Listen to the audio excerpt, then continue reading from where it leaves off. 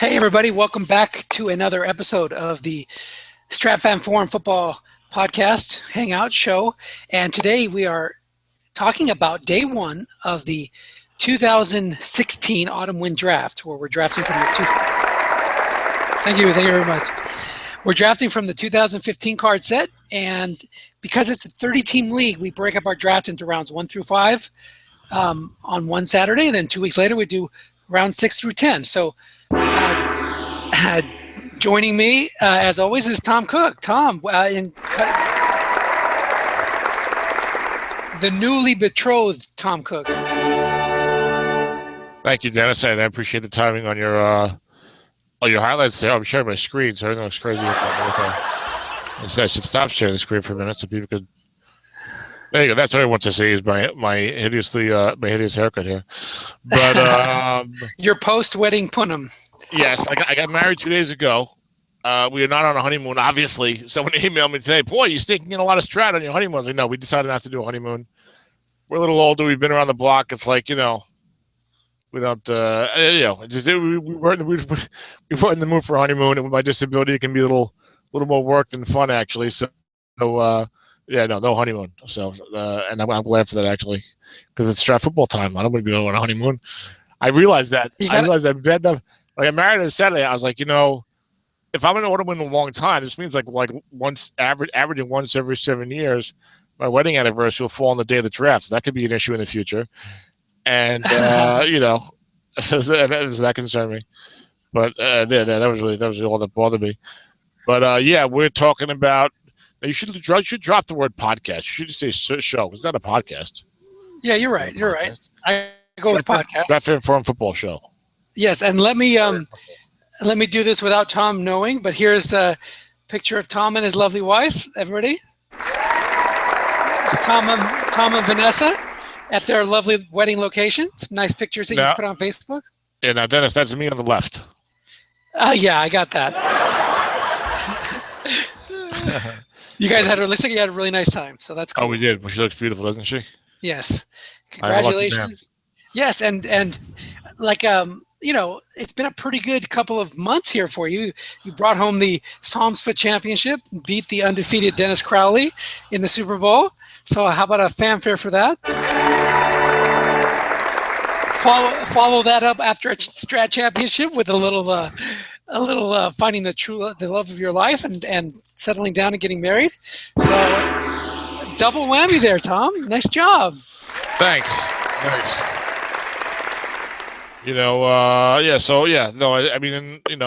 S&I, we knew each other a couple of years. I'm not going to get too long into the details, but we had a beautiful wedding, and we're really happy right now. But give it a couple of years, I'm sure it'll go south. No, but that was supposed to be. There you go.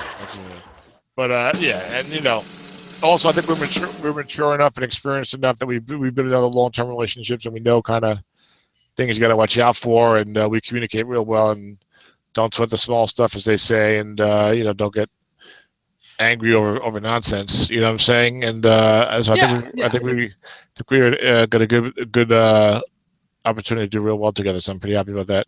Yeah. So we're going to spend the first hour of this show on relationship and dating advice, and then we'll go into a little bit of the Autumn Wind Draft. Whoops! What did I do? We've got Al from White Plains. Al, you and your wife have been going through some problems here in the last 12 years or so. But no. Our advice is play more Strat. And I will say that my wedding experience, which was on Saturday the other day, was greatly enhanced by having Dennis text my draft picks. I sent the list to Nathan to pick for me. Having Dennis text my draft picks to my assistant, and at an opportune moment, I had her tell me who I got, and then when I saw her got the first round, I was very pleased. No one knows how these plays are going to turn out, So was it something like this? Tom, do you promise to uphold and protect and do all this other stuff? Tom, what do you say? Hold on, I'm getting my pick here. Give me a second. Yeah. I do, as long as I get Amir Abdullah. Yes, okay. Actually, the pastor said to me, "Do you take this woman to be your lawful wife?" And I said, "I said Abdullah." That's close enough. That's right. I will, as long as you throw in As long as you're throwing a 5th-round pick, I'll do it. Exactly. Yeah. So, but she doesn't mind the Strat football at all. Also, I play in about 9 fewer leagues than you do, so it's probably a little easier. I play 2 in the fall, 2 in the spring. It's a little more easily managed, I think, for me. But yes, it was a good day. We had a great wedding. I had a great time. A lot of dancing. We had like 85% of the people dancing. It seemed like for most of the party, which is pretty good. How did that wind up with your spreadsheets? I thought you had the percentage around 60 that you were expecting to be on the dance floor. There was some younger guests that came and brought guests that wasn't I kept factoring that into. I was disappointed, but the spreadsheets can only go so far, Dennis. Well, I'm glad you had a good time. I'm glad that you were able to participate through lists and got the guys you wanted, it sounds like, from your recap. Oh, I hate doing lists. Because, you don't get to trade up or down at all. You kind of get locked in. It's like when I'm there, it's like, okay, maybe there's a group of guards that I like. So it's like, even though I generally go best player available, let's say I'm drafting 27 and 41, and 27 comes, there's like 4 guards that I kind of like. I might be like, you know what? Maybe I won't take that guard right now because I think I can get a guy at 41. Maybe I'll take the other position that's maybe a player I don't quite as much, but it's close, Right. And if I have to, if I really want that guard, maybe I can move up from 41 or whatever. You can't do that on a list, Right. I'm not sure I would have taken either of those guys that I took at 15 and 21 if I was actually at the draft. I probably would have taken Abdullah still, but I probably tried to trade that a little lower for Randall out of 21. But I got the guys I wanted. Which if you get guys who you want, and you think are going to be good, and if you're good at picking guys who are going to be good, then there's nothing wrong with that. Speaking of which, how about we get into some draft talk? Let's do it. Okay, at least first me share my screen. And what we're going to do is we're going to go to the first round real quick, and on these wonderful PDF files that Claude puts together, and then we're going to do the team by team. And also, I opened up a thread in the Strat fan forum. I have to say, Dennis, I've only been in Autumn Wind. This is only my 3rd Autumn Wind draft. In the first one, I had like two draft picks, basically. Right. So I get married. All right. I come home. I look on the computer, and the next morning, I go on the computer. There's not one post on the Autumn Wind section of the forum on the draft. There's not one draft recap, not one team recap. I'm like, I get married and the whole thing falls to pot in terms of the draft recap. Where's the YouTube video? Where's the how did my team do thread? Where's the one where, there's nothing? Dennis, what happened? You dropped the ball. Well, I was just too ecstatic over how my draft wound up that I just didn't have time, so it was good that you got that going. So I had the wedding going on, and you were emotionally overwhelmed with you're getting out. With getting both Thomas Rawls and Spencer Ware. That's right. And I got 4 kids. You remember, I got to make sure I spend time with my kiddos and do the wife thing. And I don't want to wind up, back getting married again after a failed marriage or something like that. So that's true. I got to make sure I take care of those things. So you have 4 kids. But in fairness, none of them is very good at off tackle. Guess wrong. Yes, but some of them can work the flats pretty well. So I'm good. Well, okay, let's go. That's not really your forte, though. No. But all right, moving on. Okay, here we go. I'm locked on you now, which is a failed part. Move at me, and I got to lock back on me. All right, so we had the draft, and Dennis still Autumn Wind. I'm getting much better now with knowing who the coaches are with the teams, but I still don't have it all matched up, and you know it much better. And I'm always amazed that you really seem to know in all of these leagues who's going for the year, who's rebuilding, who's in the middle, and which of course helps your trading because you know right where to go when certain things come up. So we'll look forward to that helping us as well. So the first pick of the draft, that was a Detroit Lion. Who was that? That's Paul Power. And I actually have some insight on Paul's conundrum. I talked to him a few months ago, maybe a month and a half ago, about really the direction that he was trying to go, because he was trying to shop Phillip Rivers so he could take one of the younger quarterbacks and get himself set up for the decade, but he really wasn't getting the price that he wanted. So he had toyed with the idea of keeping Rivers. He did have some holes on his team, but keeping Rivers, drafting Gurley, and just having fun with it. Even if he may not necessarily be a championship level team, that certainly would put him in the contention for the playoffs. And once you're there, we all know anything can happen. Well, you got to realize also, look, these quarterbacks, they a lot of them, they're playing until the 38, 39, 40. I mean, a lot of them is trouble, but the real good ones, we seem like we're in an era where playing to 39 or 40 is not a problem and getting a good strat card. And you got to remember also, when these guys start getting hurt and dropping off a little, as long as they get 100 attempts, they usually have a decent enough strat card to play with. You know what I'm saying? I mean, and Phillip Rivers is only 34. So if you told me that Phillip Rivers is going to have another 4 or 5 real solid strat cards, I buy into that. So and I think when he looked at the quarterbacks, I mean, Mariota and Winston, while not necessarily bad choices to build your team around, they're pretty good choices. Neither one of them was like, okay, this is a franchise lock. There's questions on both of them. You don't feel as confident. Look, say what you want about Andrew Luck, yes or no. I'm just about in terms of the confidence that you have in, this guy I think is definitely that franchise guy. Pretty much everyone felt that way about Luck. People aren't as sure about Winston Mariota. Now, look, if you need a quarterback and you got to pick up there, you're going to pick those guys. There's nothing wrong with that, but there's no guarantee. There's no guarantee that they're going to be a top 5. They're going to ever have a top 5 card. They certainly might. Yeah, I mean they both. Gurley, you're already getting a top 5 card, and it certainly looks like he has several more impact cards coming from him in the future, and it's such a critical position. And not only that, this day and age of football, you don't have 12, 15 halfbacks that are going to get 300 carries and they're going to be your number one studs. It doesn't happen like that anymore. So that added weight to Gurley, and I think that wound up being part of the reason why he went that direction. Well, yeah, and a lot of other reasons also. I mean, you talked about the era that we're in. Not only is it not only do you not get 15 backs for 300 carries or whatever, but there's so much passing going on that the quality of the writing cards is constantly going down in terms of there's just fewer and fewer guys every year that you feel like, this is a real good running card. And you're in a 30-team league. So, again, a good running card is really important if you want to have a good season, especially a very good season. So I don't have a problem with that at all. And everyone loves Todd Gurley. Everyone says he's the man.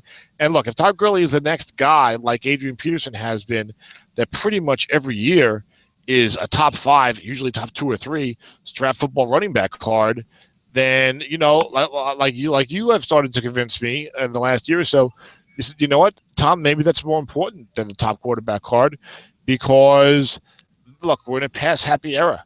You can get a Brandon Whedon or an AJ McCarron or some kind of mid-level. Sure. Even Brian Hoyer's got like the 23rd best card in the set or something. If you have to. Or even wind up drafting. Oh, go ahead. And there's generally like 20 guys who are pretty solid. Right. So I'm not saying take a running back over a quarterback to build your team over. But I'm saying if there's a guy like Todd Gurley that people are thinking he is going to be the next guy type of guy, like Adrian Peterson and Jamal Charles churning out those good cards year after year, and your quarterback's only 34 and as good as Phillip Rivers has been, I can see making that move. Absolutely. Yep. And then it's going to be one of those things where there's not going to be the same order for those top 3 guys in every league. They're going to be around that, in the top 10, but there's a lot of people who have different needs that maybe they want a defensive player, maybe they want to whatever. Well, so they'll trade down. I think in virtually every league, those 3 guys will be the top 3 guys. It just depends on the order. You know what I'm saying? Yeah. Well, they didn't go like that in SFFDL, but pretty much, I think that was before Winston had that really nice preseason game that solidified his position. So. Anybody who's drafting a quarterback off this sophomore season is, I think, making a mistake. But quarterback is, I'm terrible at evaluating a quarterback. So, so number 1 overall pick in our draft, Todd Gurley. There you go. So to full power. Now then you got Winston and Mariota. Now Butch is the voodoo, right? Yes, Butch traded down. Butch had number 2, and Butch's quarterback is Cam Newton. And Butch decided to trade down from 2 to 5, even though Cam Newton doesn't really get good cards. Trade down from 2 to 5. He picked up a high second-round pick as well. David Will has got a lot of defensive talent on his team in the front seven, especially. If I recall correctly, I was in this personal draft with him. He had a very good year the first year, then had a terrible year last year, but he had no quarterback, so he traded up to get Winston. They tried to make a trade earlier, and it was a rare trade where after the tab feedback came back, the trade was aborted by Butch, I suppose, but they didn't work out anyway. And now Winston and Mariota, look, no one I think has had a clear opinion on which one of these two guys they like better. It seems like everyone who's in that position is like, oh, should I take Winston or Mariota? I don't have a strong feeling either way either. I might lean slightly towards Mariota, but Winston certainly showed a lot last year. So either way you're going to go, I think you can. There's really no clear cut favorite. So David went for James Winston, and then Chicago Bears. Is that Lawrence? Yes. No. Lawrence is not friend of this league. That's not Carpenter. He's Cleveland, right? Who's Chicago? Was that Luke Dalfoom? Okay. Yeah, that's who I traded with in round one. Okay, so he took Marcus Mariota.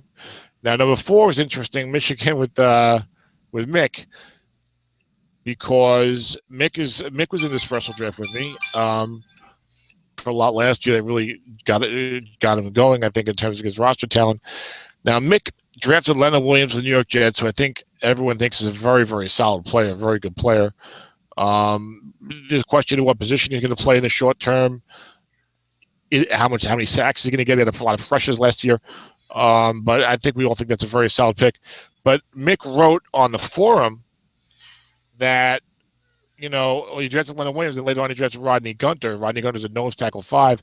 And he said, oh, it's good to get another tackle 5 on the interior of my defensive line or something like that.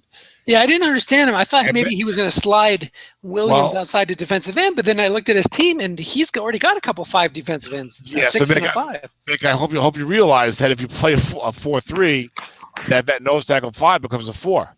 So right, Gunter will go down to a 4. If you move Rodney Gunter to defensive tackle, not nose tackle, he becomes a 4, which I think is ludicrous. Personally, the other way, yes, but not going nose tackle, defensive tackle. You should keep your rating. Yeah, if he knew he was going to get Gunter, his pick might have been different because looking at his receivers, but if you read it, he says. I know he considered Cooper. I think if you read the Gunter pick, what he wrote about that, he's writing it as if now he's got to play 5-5-5-5, two defensive tackle 5s, which will not be the case. So, but anyway, but Leonard Williams is certainly an excellent pick either way. And we'll get into the team by team in a little while. Then you go down the Voodoo, which takes Marcus Peters, and then Mark Lepage. This was an interesting pick here because Mark has a very good team. Mark did a lot of wheeling and dealing, so we made some good trades. Ended up moving up into the number 6 spot. And we know that he had a running back. He had a very well-rounded team and a running back. And you and I were talking in the last week and a half or so after he made that deal. And I was saying, look, he's going to draft Thomas Rawls, because we all know that Dennis wants Thomas Rawls because his Seahawk is good. Okay, so he's going to draft Thomas Rawls. Looks like you're out of luck there. I think you were talking about trying to move up to 10 or 9 or something like someplace like that. But then Mark threw us a little bit of a curveball. Not a bad pick at all, but he took David Johnson. I knew he wanted David Johnson. I'll tell you why. Okay, you didn't tell me that when we spoke a week and a half ago. Well, I didn't want to reveal my hand, but the way he wrote the mock draft, he had Johnson going ahead of him and then him settling for Rawls. If you look at his mock draft, he had David Johnson going at 5.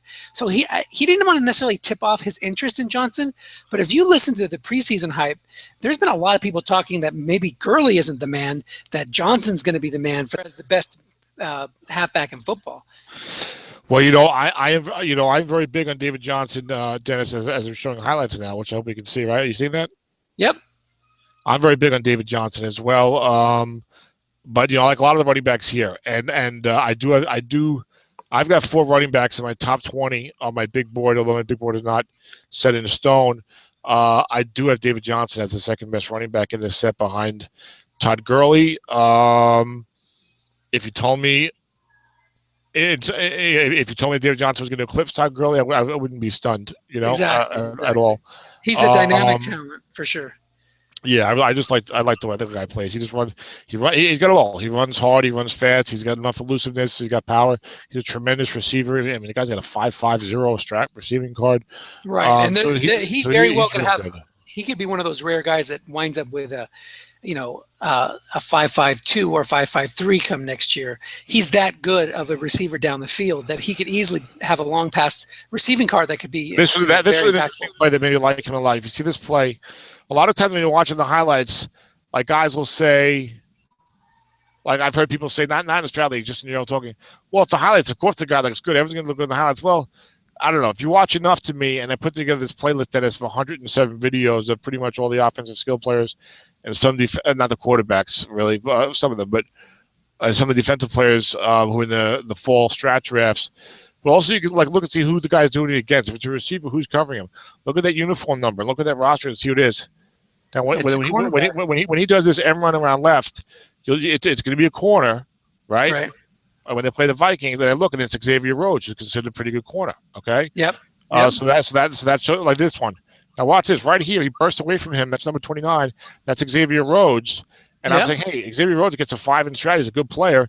And Johnson just blew right by him, and he's got decent size on him. He's like 6'2", 224. So he's not like a scat back doing that. So that was an impressive play to me right here. I mean, I'm not picking out one play and saying I like the guy because of one play, but sometimes those are some things I look at when I watch these videos. Yeah. We better be careful about not showing too much of these videos because if we get reported to the NFL, they'll take our show down. We'll have to zap them out somehow. Yeah, so don't go too crazy with the videos. They'll be upset with the 73 views. By the way, well, this is what I've seen other guys do because a lot of these things are not coming from the NFL. But by the way, I'll say we do not own the rights to any of these videos. They are the property of NFL. Of the NFL and NFL.com, and I think we're an official news organization. There you go. Yes, we're an official. We are the official news organization of the Autumn Wind family of leagues. Correct. Exactly. So I like Johnson a lot, and I commend Mark for taking the guy that he thought would be the better long-term player. Now I also like Thomas Rawls a lot. A lot of running backs in this draft. It's almost like last year's receivers draft, where I like Thomas Rawls a lot also. But I commend Mark for taking the guy that he thought was a better long-term player, and I know that Mark and Mark does take that type of view, which I think is the best way to be successful. Well, we're not getting into that, but it's a very good way to be successful is to take the long-term view of the draft picks and take guys you think will be the better long-term players. Absolutely. So it's going to be interesting to see if David Johnson can live up to the formidable hype. Because I can't remember the last time a second-year running back who only had like 500 yards as a rookie was like hyped as much as this guy's been hyped. So yeah, he's got a lot of work to do, and we'll find out starting in about 6 days whether he can do it. But it'll be fun to watch. And I'll tell you one thing: if he is real good, that's really going to help Arizona tremendously because we know what the passing game is like, and we know what the defense is like. So we'll see what he can do.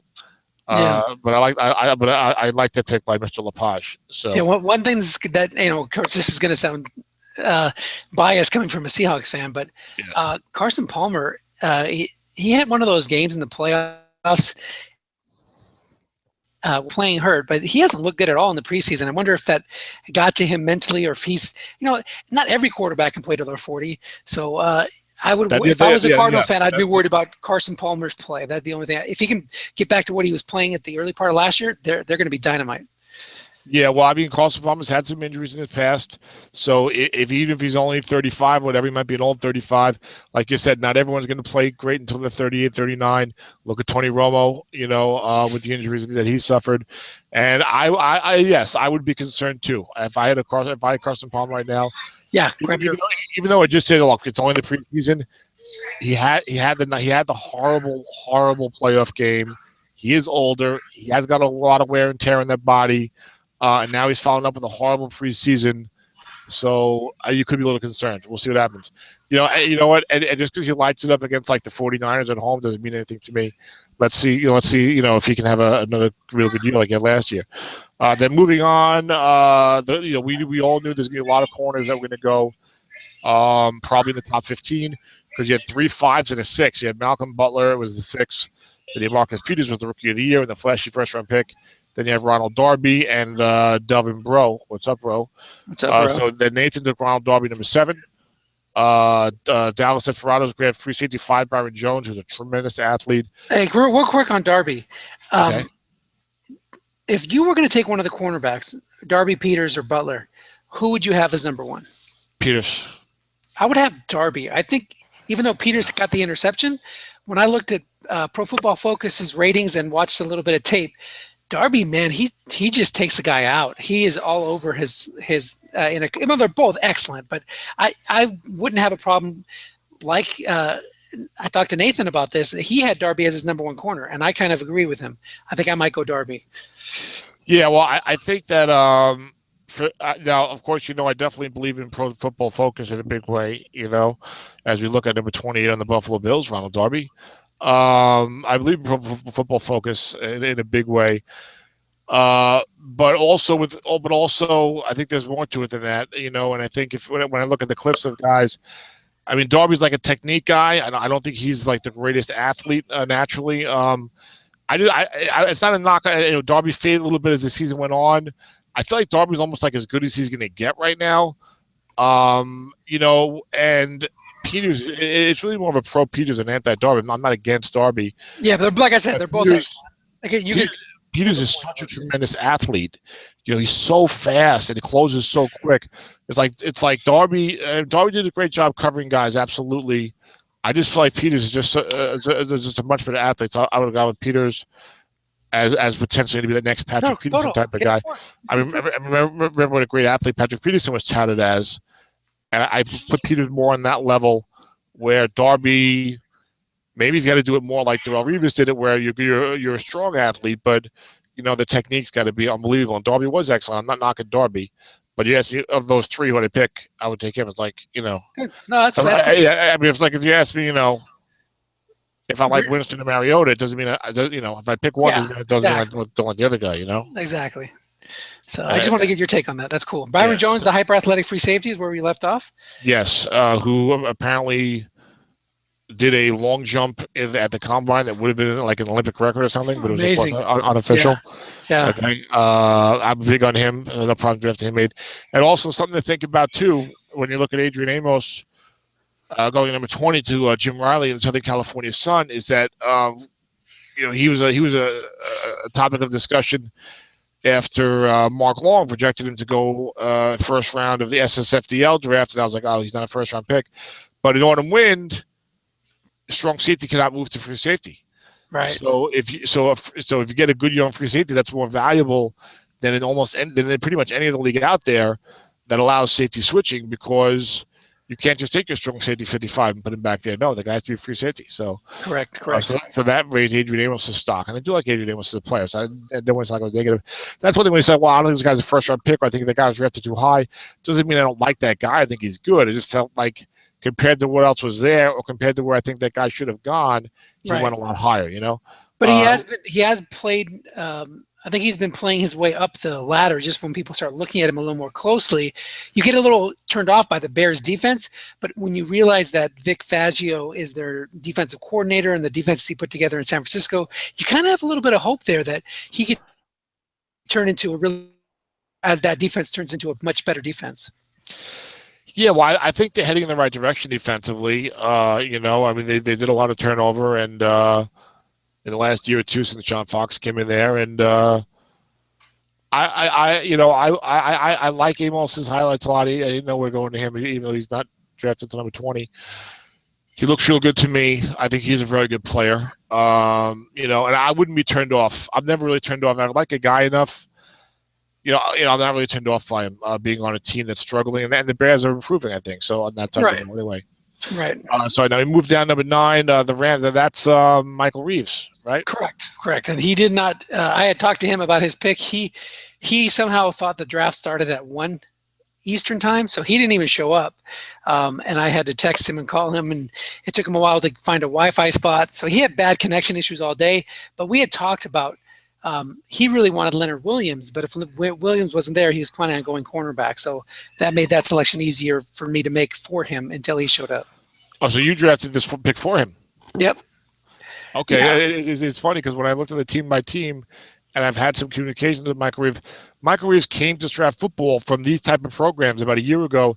He was watching them on YouTube, and he's like, oh, this is awesome. Started playing Strat Football. He emailed me about it.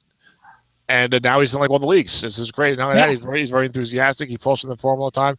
He's a rookie W coach. he's a pretty good coach for guys brand new to Strat Football. So you got to watch for him, and he's really embraced all the drafting. When I looked at his team by team, I was like, this guy drafted like. I felt like he had my notes. I was like, this guy drafted like the way I would have drafted like almost every pick. So I was like, well, I was like this draft. So if I couldn't get a hold of him, I'm the one that made those picks. So that's where some of that came from. But he has made very good picks in my league, SFFDL. He's been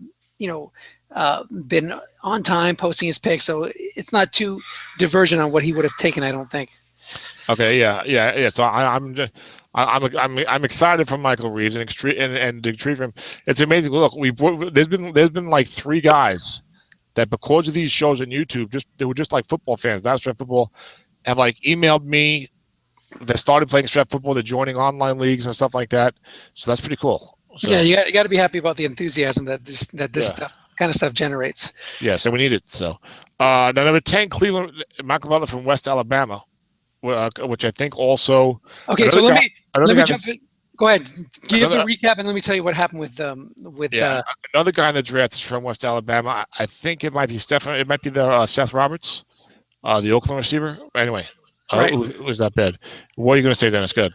Okay, so I had discussions with both Ed, the Cleveland coach, Ed Carpenter, and Mark Lepage, the Dallas coach, about trying to move up to select Thomas Rawls if he was on the board.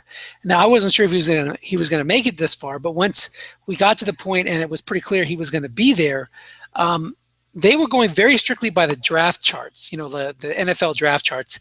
And to me, I don't think you can really go by those 100% because unlike the NFL coaches, we have a better idea of what's happened that first year as a rookie for these players. So it's not like, when they're picking a 3rd-round pick or a 4th-round pick, they're doing it based on their college film and what they project for their system. We're doing it based on kind of the results of how they fit into that system and how they performed that first year. So I kind of give a little bit less value to the higher picks and a little bit more value to the 3rd and 4th and 5th round picks. But anyway, both of those guys wanted my 1st and 2nd round picks, which was 25 and 35, and they only wanted to give back like a 5th or 6th round pick. Yeah, I agree with you 100%. I could care less what that chart says. I've never used that chart to straight in Strat Football. From what I've heard, from what I've read over the last 4 or 5 years, even the NFL GMs are not going by the chart anymore. And certainly when you look at stuff, I think from the Carson Wentz trade, and maybe even when Cleveland traded down again with Tennessee. But I think certainly with the trade with Philly, I think they got a lot more than that chart had said. And to me, every draft is different. Like, remember last year's draft was so deep. Would you rather have number 42 last year or number 42 this year? Off the top of your head. I think this year. Well, you're wrong. Okay. You ruined my point, Dennis. Thank you. But maybe last year. Last year was a really deep draft. Where the 2014 leagues, it was like middle of the 4th round. You felt like wow, these guys are still really good. Whereas to me, like in this draft this year, I like the top 40, but like after that, I really felt like it became much more of a hit or miss type of deal, and I almost felt like between rounds between picks like 40 and like 85, there was maybe a whole lot of difference. And so, I mean, where the tiers of quality are, the depth of the draft makes one draft different than another draft. I remember that year that you had guys like Larry Warford and like Sheldon Richardson with like the very high picks in the draft. Okay, if I'm moving up from like 8 to 2 in that draft, you're going to tell me it's the same as moving up from 8 to 2 when I'm going to draft Malcolm Butler or maybe a franchise quarterback? Or Todd Gurley? Absolutely not. I mean, that's preposterous. Yeah, you're right. It's preposterous. So what I find is that the guys who are trading with you, they'll bring up the chart and they'll use the chart when it's to their advantage in the trade. Correct. But they're more than happy to negotiate without the chart when they want to make a deal, but they don't want to pay the value of the chart. So, what's cool is that we got feedback on this trade, even though it was made on draft day from the TRC or from the tab, and one of the persons on the tab, I'm not sure who this is, has their own chart. And he goes, according to his chart, when I made my trade, that they actually made out better. Chicago made out better on his chart, whereas on the NFL chart, I made out like 200 points more. So I would like to listen. If you're listening to this, whoever that is on the tab, send me your chart. I want to know what that chart is. Yeah, so that would like 2 different charts to try and get a better deal with the other guy from. Well, no, his chart sounds really cool. His chart sounds more realistic to me. Yeah, but we're not up to your trade yet. We're up to pick 10. Correct. Okay, so pick 10. I was actually on the phone with Ed Carpenter, and my kids are next to me saying, "Do it, get Wreck-It Rawls, do it." And I said, "No, I'm going to hold off." So I almost made the trade there, and then decided to wait. And then Mark didn't even contact me. I think when he saw Amari Cooper on the board, he was just like, "Forget it, I'm taking Cooper," and I don't blame him. Now, what made you decide not to make the deal? Just because I thought I was giving up too much. I was only going to get back a 5th round pick. I was going to get my 1st and 2nd and only get back that 1st round pick and a 5th. And if you lost Rawls, who do you think you would have taken at 13? Well, my plan was I wasn't at 13. I would have been at 25. I wouldn't have traded up to 13. That's right. I'm sorry. Yeah. I was at 25. I was planning on taking either Brandon Scherf or Ali Marpet with my 1st pick, and then hope that Spencer Ware was going to be there at the top of round 2. I got you. Okay, and we'll get to that in a minute. Let's talk about Pick 10. Carpenter stayed there, and he took Eric Kendricks, the middle linebacker for the Vikings, who unfortunately for him did not have a solo highlight film on YouTube. He got conglomerated with other Viking rookies such as Daniel Hunter and Stephon Diggs. Vikings had a good draft class last year. It's funny, Dennis. We know that I perhaps started a bit of controversy last year with some anti-Jarvis Landry comments. I think it was last year's draft. Yes. And so I'm trying to say, I'm trying maybe not to be as critical, of picks, because I don't have a crystal ball. I've been wrong plenty of times. You know what I'm saying? Right. I do think I do more research than most guys, and I think I have a pretty solid, a very good track record of drafting young players in recent years. And I know a lot of guys like Kendricks. He's a middle linebacker. The Vikings. He's starting. Guys love rookie linebackers who are starting.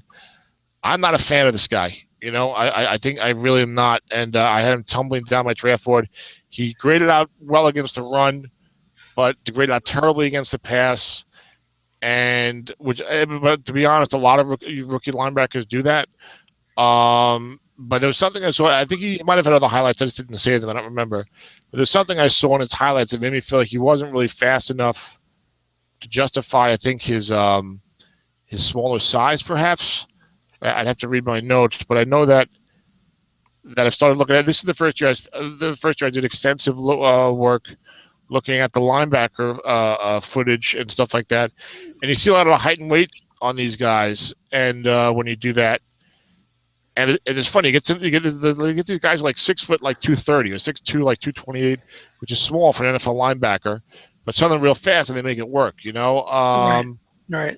Kendricks is 6 foot 232. But there was here's my notes on him. And by the way, these are not in any order, Dennis. You don't get too excited about seeing these guys at the bottom. I've already screenshotted this and sent it out to the SoMeFA coaches. I'm sure I know that happens, but they'll be drafting Nick Bellore ahead of You're cutting out Denzel Perryman if they follow that. So, but this is not in any order yet. But so I don't know what to look at this guy. 6 foot 232. He looks really fast blitzing, but he seems to have an inconsistent motor otherwise, which is definitely not what you want in a linebacker, which is very unusual for linebackers. These linebackers are known for busting their ass. Look, let's face it, all NFL players, they're pretty much busting their ass every play because you're getting hit. And you're getting hit. You know what I'm saying? Yeah. You grade out 79 run, only a 39 pass in 830 attempts. So that and the lack of motor concerns me. And I had him dropping down my big board. It was disappointing. It's funny, when I research these players, it's like you want guys to be good. You know what I'm saying? It's like, oh, I heard about Eric Kendricks. Sounds exciting. Minnesota's got a good defense, young middle linebacker starting. Cool, maybe he's going to be really good. And then when I research him and I find I don't like him as much, it's kind of disappointing. But anyway, so maybe he's going to be real good. I know a lot of people like him a lot. But we'll see if he pans out for Ed. Ed does have an eye for the future. He does like the young players. He also likes to make the aggressive trade offers that he's made to me several times. But so we'll see what happens. So this is my pick right now that I would be a little concerned about, but we'll see how he grades out PFF going forward. Yeah, I think he would have done really well if he did make the trade with me, if I would have gone through with it, because he could have gotten Kendricks at 25, I think. You might have got Kendricks at 25. I think you definitely would have got Kendricks in the top 20. Although Tim did say that I think Tim was looking at Kendricks. Yeah, but Tim was drafted 27. Right, so he wouldn't have gotten out of the first round. That's my point. No, I think Kendricks is probably going to go top 20 in most drafts. Right. You know, say you don't like him. I mean, that's the thing when you're picking 10th. If there's a guy that you really like and he should go 20th, you're not going to get him in round 2. So if you really like him, there's nothing wrong with taking him at 10th. Now, let me also say that, look, all the work I've done with the young players in the videos in recent years, you know, this is the first year. Yeah, can you hear me? Hello, it's me. Yes, Dennis, I'm here. Can you hear me now? Yes, I can hear you. Okay. All the work I've done with the young players and stuff in recent years, this is the first year I've gotten very extensive with the linebacker video. So I'm basing. So I would say you're basing it on your film, on what you're seeing. But I would say that I don't have confidence yet in that, because I have not proven to myself that watching linebacker videos is going to help me determine who good linebackers are. I've done really well with wide receivers, running backs, and corners in recent years. Those are the positions where I feel like I'm doing well with the video and the other information in finding guys or not liking certain guys. And I'm hoping I can do that with all the positions, of course. But this year, I think a linebacker and defensive end is where I've tried to do that a little more. So we'll see. So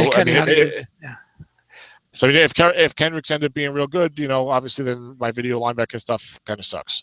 Right, we'll see. We'll see what happens. A lot of people like him personally. I had him pretty low. I don't think I would have taken him in my top 40 for myself. Yeah. If I was looking at inside linebacker, I would. If I was looking at an inside linebacker, Denzel Perryman's my number one on my board, and he went late in round 1.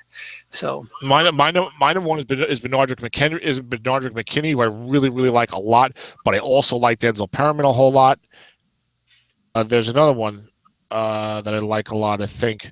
I also like Jordan Hicks quite a bit. Yes. Although he's another smaller one. But he's fast enough, I think, to make it work, and I like the way he does stuff, and he graded out well in pass coverage. So maybe he could be another Jarrell Freeman type. But McKinney I really like a lot. Perriman's very interesting when you watch his video. Have you heard the term money backer that they're talking about with Deon Buchanan? Dennis, we lost you now. Oh, I think you cut out again.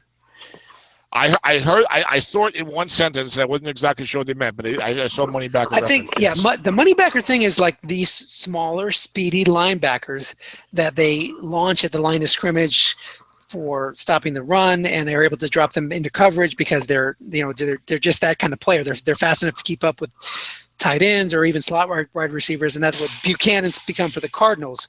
But I think that's what you're seeing, like with guys like Hicks and maybe even Kendricks, that they're looking for that type of speed at the middle linebacker position when typically you've had more of a power player there. So we'll see.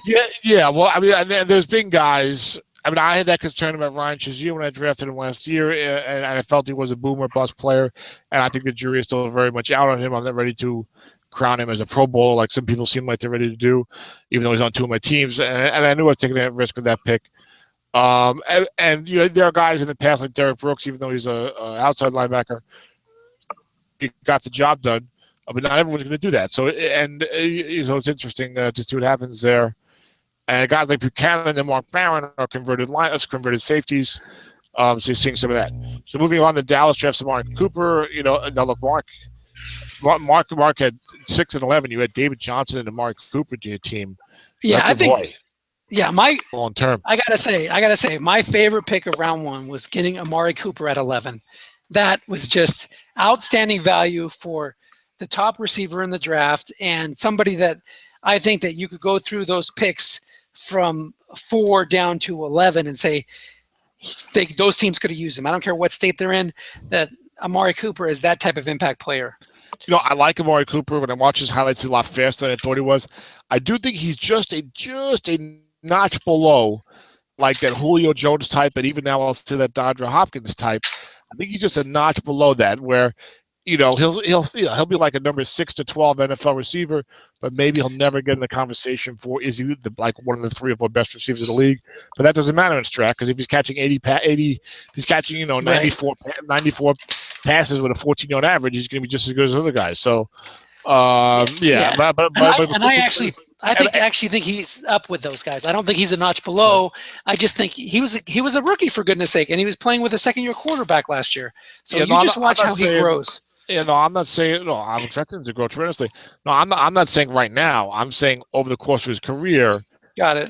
I think he'll fall just short of that Julio Jones, DeAndre Hopkins level, but there's still a great level to have there. There's nothing wrong with that.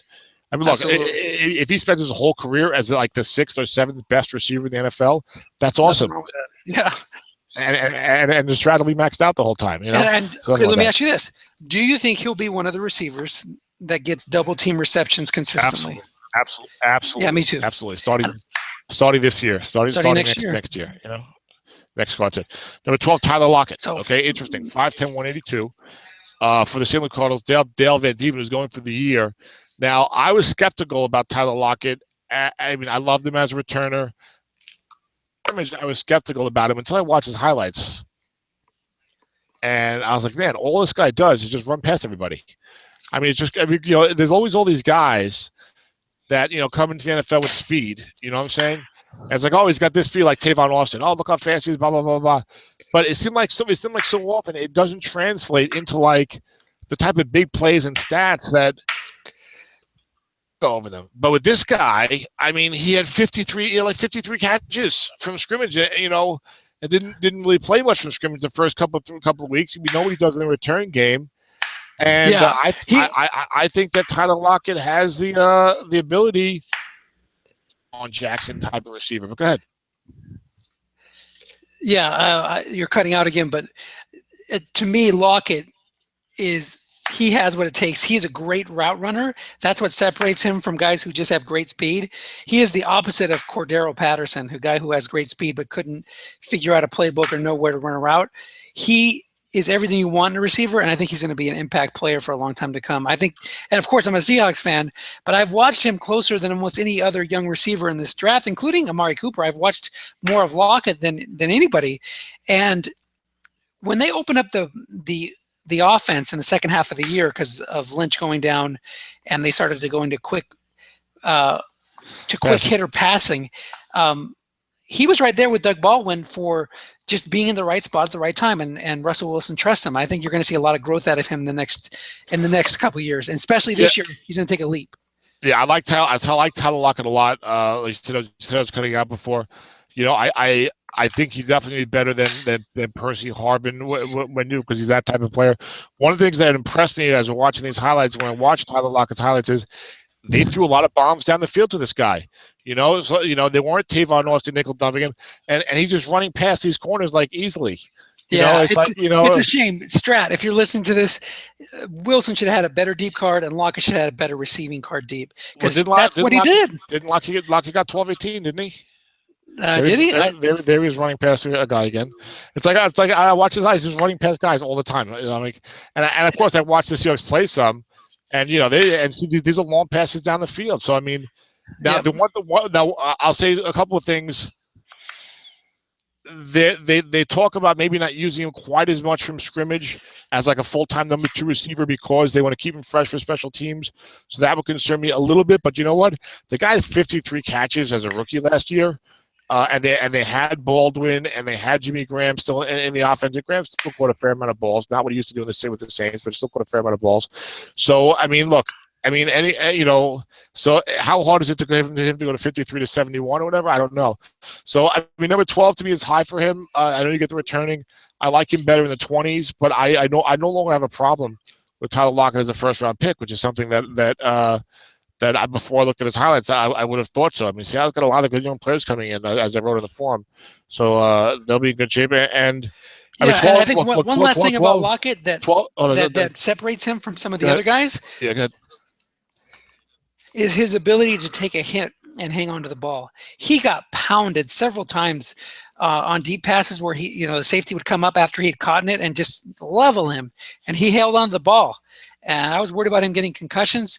That hasn't been a problem so far. A lot of these return guys that get in the mix and then they get knocked out, he hasn't had a single report of a concussion from what I've said. So he's built well to take that punishment. Yeah, well, you do have to worry though about a guy 5'10", 182 in the NFL. But I think Lockett has ability. Normally, like guys have said, now you should agree with, if you're going to take a receiver in the first round, he has to be like that Amari Cooper type or the Julio Jones type, or that AJ Green type, that guy who's going to be like bang, automatic max reception, short and long, or 12, 18 long, with a good average and like automatic 12 yards every year. But Lockett's just interesting. I like him better in the 20s than the 12. I think 12 is early for him, but I can live with it because he's such a good player, and he looks like the rare returner who will actually be a consistent returner. These guys never seem to pan out. We're looking for the next one. So Lockett will be interesting. I don't have that much of a problem with it, but he's going to have to come through, and we'll see. I think he has a good chance to do it. And then we get to pick 13 with your selection of Thomas Rawls. You traded up with who? With Luke, Chicago. I went from I traded 25 and 35 for 13 and 63. Okay. So he moved down 12 spots to move up 28 or something like that. Sounds like the proverbial trade that helps both teams. And now we know that you're a shameless Seahawk homer. But tell us what you like about Thomas Rawls. Why don't you go ahead and wax prolific about your guy there? Well, I mean, if you look at the numbers, his 6.3 yards per carry average or something crazy like that, he is a very physical runner. He doesn't shy away from contact. And the way, he was an undrafted free agent, so there is some concerns. I would say, let me start with the worries. I worry about the way he runs.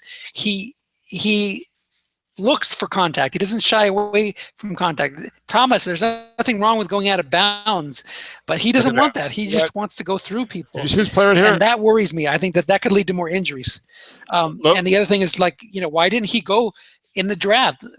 He had some off the field issues. Yes. He had, he was from a smaller school. So there are some concerns there, but man, he was dynamic on the field last year. And I think that he has that impact card. I'm trying to win.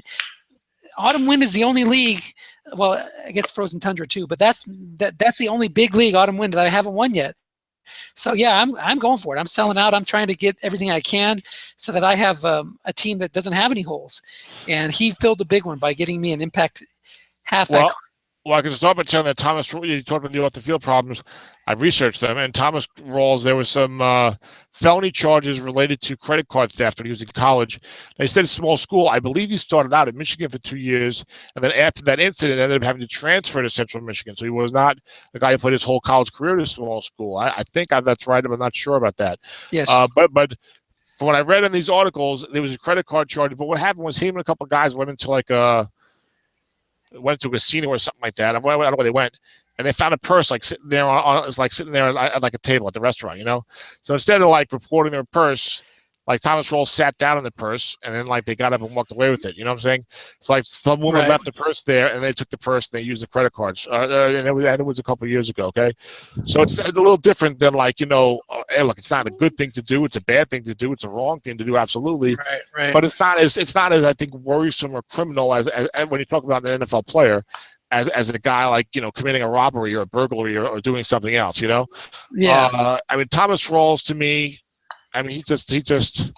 he's really, really good, man. He's really so that's part of why he didn't get drafted because of those concerns. Look at his cutting, and he's got the speed. Look at him pulling away here. Come on now, he doesn't go down easily. He's 5'9", 205. He's like a bowling ball. I love backs who can cut. People talk about top end speed. They talk about speed, 440 time lad. That doesn't matter. Be quick. If you're quick in cutting and you have enough speed, that's all that matters. He cuts so fast, and then look at the acceleration, and now he's outrunning guys. 24 can't catch him. It's a defensive back. So I think Rawls is a really, really good player. I like him a lot. I know his UFA. He's not, there's I didn't force to his UFA. There's other UFAs out there. You don't make a living off of drafting a team full of UFAs. But the guy he just does it, I do worry about the contact. I do worry about the ankle injury. There's the ankle injury. That's another big concern. But look, you're going for the year. and he's shown so much ability on the field already in the NFL that I think he's definitely a fine pick there. I think he's a top 20 pick. He's one of my top 4 running backs that I'm going to have going in the top 20, and I think top 15 is a good spot for him. And I've had a good eye for running backs, so I'm big on Thomas Rawls, and I think he's better than Christian Michael. I know people are thinking that Christian Michael has had the big preseason, and maybe a little bit more about Thomas Rawls. I like Christian Michael a lot. I've got him on like 3 of my teams.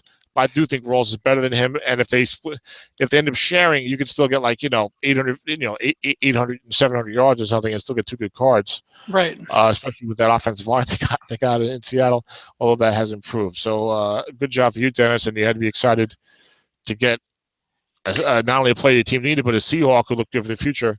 And I know a lot of people feel differently about him. We'll see what happens.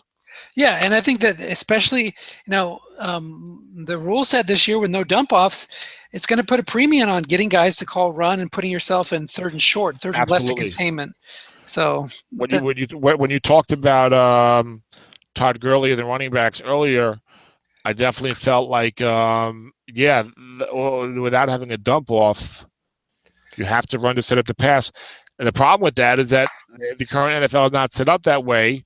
So Strat's not producing enough good running cards where a lot of teams can do that, because that's not the way the NFL is played anymore. Correct. I don't want to get on my soapbox about the dump off, but look, right now we're playing a rule set that is meant for the 60s and 70s and 80s, not for the pass happy era we're in right now. But that's another story. Now the next player to go on the board is a guy that I think was one of the hardest ones for me to gauge in this draft class, which is Vic Beasley, who went to who now? The Tampa Bay. That's Mike Ramos, right? Yes, correct. At number 14, Vic Beasley is a tremendous athlete. Okay, graded out decently for a rookie, I think. If I'm going off the top of my head, I liked him a lot coming in the NFL draft when I was watching his highlights. But he's one of those guys, tremendous athlete. I mean, he's so fast, tremendous athlete. But something just seems to be missing. I don't know what it is. They talked about it in the preseason. He's still not getting to the quarterback, and they said a lot of pressures last year but couldn't close. He's number 3 here. He's bulked up from there. He looks so small in these highlights. He's really fast. He's really exciting. His NFL highlights even showed, like, sometimes you watch college and you're like, oh, gee, it's college. Sure looks fast there, but it's the SEC in a lot of these highlights, which is better, because they've got great athletes in the SEC. But I just didn't know. I just felt like there's something missing for them. Maybe not feel as confident in him. He was in, I think, my top 20 or my top 25, but a little bit like with Ryan Shazier last year, a little bit like this guy's a hell of an athlete that's stopping him from putting up the production that you're really going to want from everything I've read so far. So I think he's a bit of a boomer bust type of guy. I think, if Vic Beasley comes out there and is the next Justin Houston, I will not be surprised at all, If he's but if he comes out there and is something far short of that, I wouldn't be shocked either. So I like him a lot. He's very exciting. I hope he does well because he's an exciting player to watch. But it's an interesting choice. So we'll see what happens there. Beasley, I think that's something to watch. Yeah, I don't really have I didn't really scout him that much. But the only thing I would say about him is that with Dan Quinn there in Atlanta, you never really hear about the Seahawks putting up a linebacker with great big sack numbers. Exactly. That's not the system they play. So he's going to have to get his sacks with his hand in the dirt on third down and long. And it's hard for linebackers. And our linebackers don't have to get as many in Strat. But if he winds up with 5 or 6 sacks, that's going to be a good Strat card. The key will be how he does in pass coverage to get that first number up to a 5 or a 6, because that's what you want. You want a 5'10", you want a 6'9", that kind of outside linebacker. So we'll see if he. Yeah, I thought of that as well. I don't see him being the Justin Houston 6'12" type. Yeah, you have to think of the system sometimes with some of these guys. That's an excellent point. I had thought of that, but I hadn't written it down. He and I just saw Bruce Irvin begin to interview on the sideline in the preseason a week or 2 ago. Irvin, this Seattle former Seattle linebacker now in Oakland. Now he came into the draft as an undersized speed guy, and he was talking that he likes in Oakland that to let him get after the quarterback a little bit. And in Seattle, like Dennis said, you think about Bruce Irvin, Bobby Wagner, KJ Wright. None of these guys get big sacks. Seattle tries to get in the front 4, and they drop Bobby Wagner in the middle of the field center fielder, and I guess the other guys had their responsibilities on the outside. So that could be a concern with Beasley. I still like him. I like him a lot on the tape. But the production and the system are concerns. I think he's definitely a top 20 guy to take, and he took him to 14, so it's fine. But it'd just be interesting to see if he becomes the star that he can be, or if he's something less than that. And Hamilton, Joe Sardo, who's made a lot of trades for the year, drafted Delvin Breaux. Some people skeptical about Breaux. He's because he's from the CFL and blah blah blah. But the guy's he's only 26 years old. It's not like he's like 28, 29 coming over to the NFL from the CFL. I was very impressed with his highlights. I don't think he's going to be getting perennial sixes. I think he's more of a very, very good perennial five type of guy, but there's nothing wrong with that. I will pick 15. Yeah, I will say this. I think he can become a guy who gets a lot of sixes. And the reason I say that is just from watching him, this is a guy I did scout. I wound up taking him in another league. He could be an elite cornerback. He has the injury concerns. He never got cleared to play in college, and you're right, he came through the CFL. He's a little older, but man, when he played last year, he balled out. I mean, even watching him in the preseason, he was just. I mean, again, you don't want to judge things in preseason, but he looks so solid as a defensive cornerback. I think he could be one of the next elite cornerbacks in the league. So it wouldn't surprise me if he's up there with Peters and Darby, and they all get sixes. I'm not as high on Darby as perennial six either, but I like Breaux a lot. I think he's a very good player, very solid player. I wouldn't be surprised if he gets 1 or 2 sixes, maybe even 3. I don't think you're going to see 5 or 6 of them. I don't think he's going to become like Darrell Revis or Champ Bailey or Patrick Peterson or Richard Sherman or those type of guys. But could he be like Charles Tillman? Sure. Charles Tillman ends up getting a couple of sixes. And look, if you spend the 15th pick in the draft and you get a Charles Tillman production, you'll take that any day of the week. For a long, now he also had a long career. But I'm just saying, look, we all want our first round pick to be a perennial 6 or a Pro Bowler or whatever. But if a guy's the perennial 5 at a position like corner, there's nothing wrong with that. Especially, he's pick 15. He's not the 3rd pick in the draft. You know what I'm saying? Absolutely, totally agree. So I made what I think would probably be a controversial pick. In Amir Abdullah, okay. Again, Dennis, I've had 3 positions where I feel confident in what I see from videos and guiding me towards players: running back, corner, and wide receiver. I've done well. I drafted Marshawn Lynch in the first round. I drafted C.J. Spiller in the late first round. I drafted C.J. Anderson last year in the first round. I loved Maurice Jones-Drew and Jamal Charles, but passed on them because I was like, I can't draft them this highly because they weren't NFL first-round picks, and I learned my lesson there. So I feel like, I've had a good eye for them, and I love the way Abdullah runs, similar, not similar to Thomas Rawls in build exactly, but similar in terms of having that real quickness, the real quickness and jumping, the real quick jump cut ability to make the first guy miss, the second guy miss, and the acceleration to turn to like both of those guys, like Maurice Jones-Drew, you want that back, like Tiki Barber, where they're so quick and have enough speed that after they make the first guy mix, bang, you get a burst and it's 5, 6, 7, 8 yards in a hurry. And I like that about Abdullah. Like, this run is great, and I think he's got very good receiving skills as well. My concerns are, he fumbled a little bit in college, fumbled a little bit in the NFL. If you're going to keep fumbling, you're not going to play for anybody in the NFL, okay? But it does seem to be a skill that guys can improve, and he wasn't awful with it. Detroit, are they going to pass the ball a ton with Stafford? They really haven't had a running game in a while. Even if Abdullah has a good year, what kind of card is he going to get? But I decided, I really like this guy. I'm going to draft him, even though it's probably pretty high. I did see him going in the top 24 in the leagues. Again, I might have thought of trading down if I was at the draft. Although if those other 3 backs had already gone, maybe I wouldn't have. I don't know. But I was not the draft that had submitted a list. So, I like the player a lot. We'll see what happens. Now, there was another running back I liked a lot that I whiffed on badly, which was Monty Ball. When he was in the draft, I loved him. So I'm not perfect with these guys. Thankfully, I didn't end up with Monty Ball on any of my teams.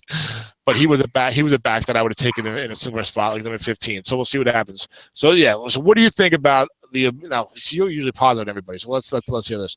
What do you think about the Amir Abdullah pick, Dennis? That had to be my least favorite pick of the first round. No, I'm just kidding. It was a good pick. You're right. I can't hear you. I said I can't hear you, Dennis. You're cutting out. No, you're right, and he does have the ability to hit the hole. He has the ability. No, I'm serious. We can't hear you. I'm serious. I'm not joking. We can't hear you. Oh. Can't hear me.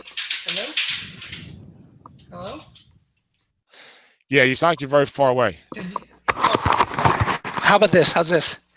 Yes, that's fine. Okay, so I, joked that he was a terrible pick. No, but he is a really good pick. I mean, you look at the highlights. I had actually considered Abdullah also at that 25 or 35 spot.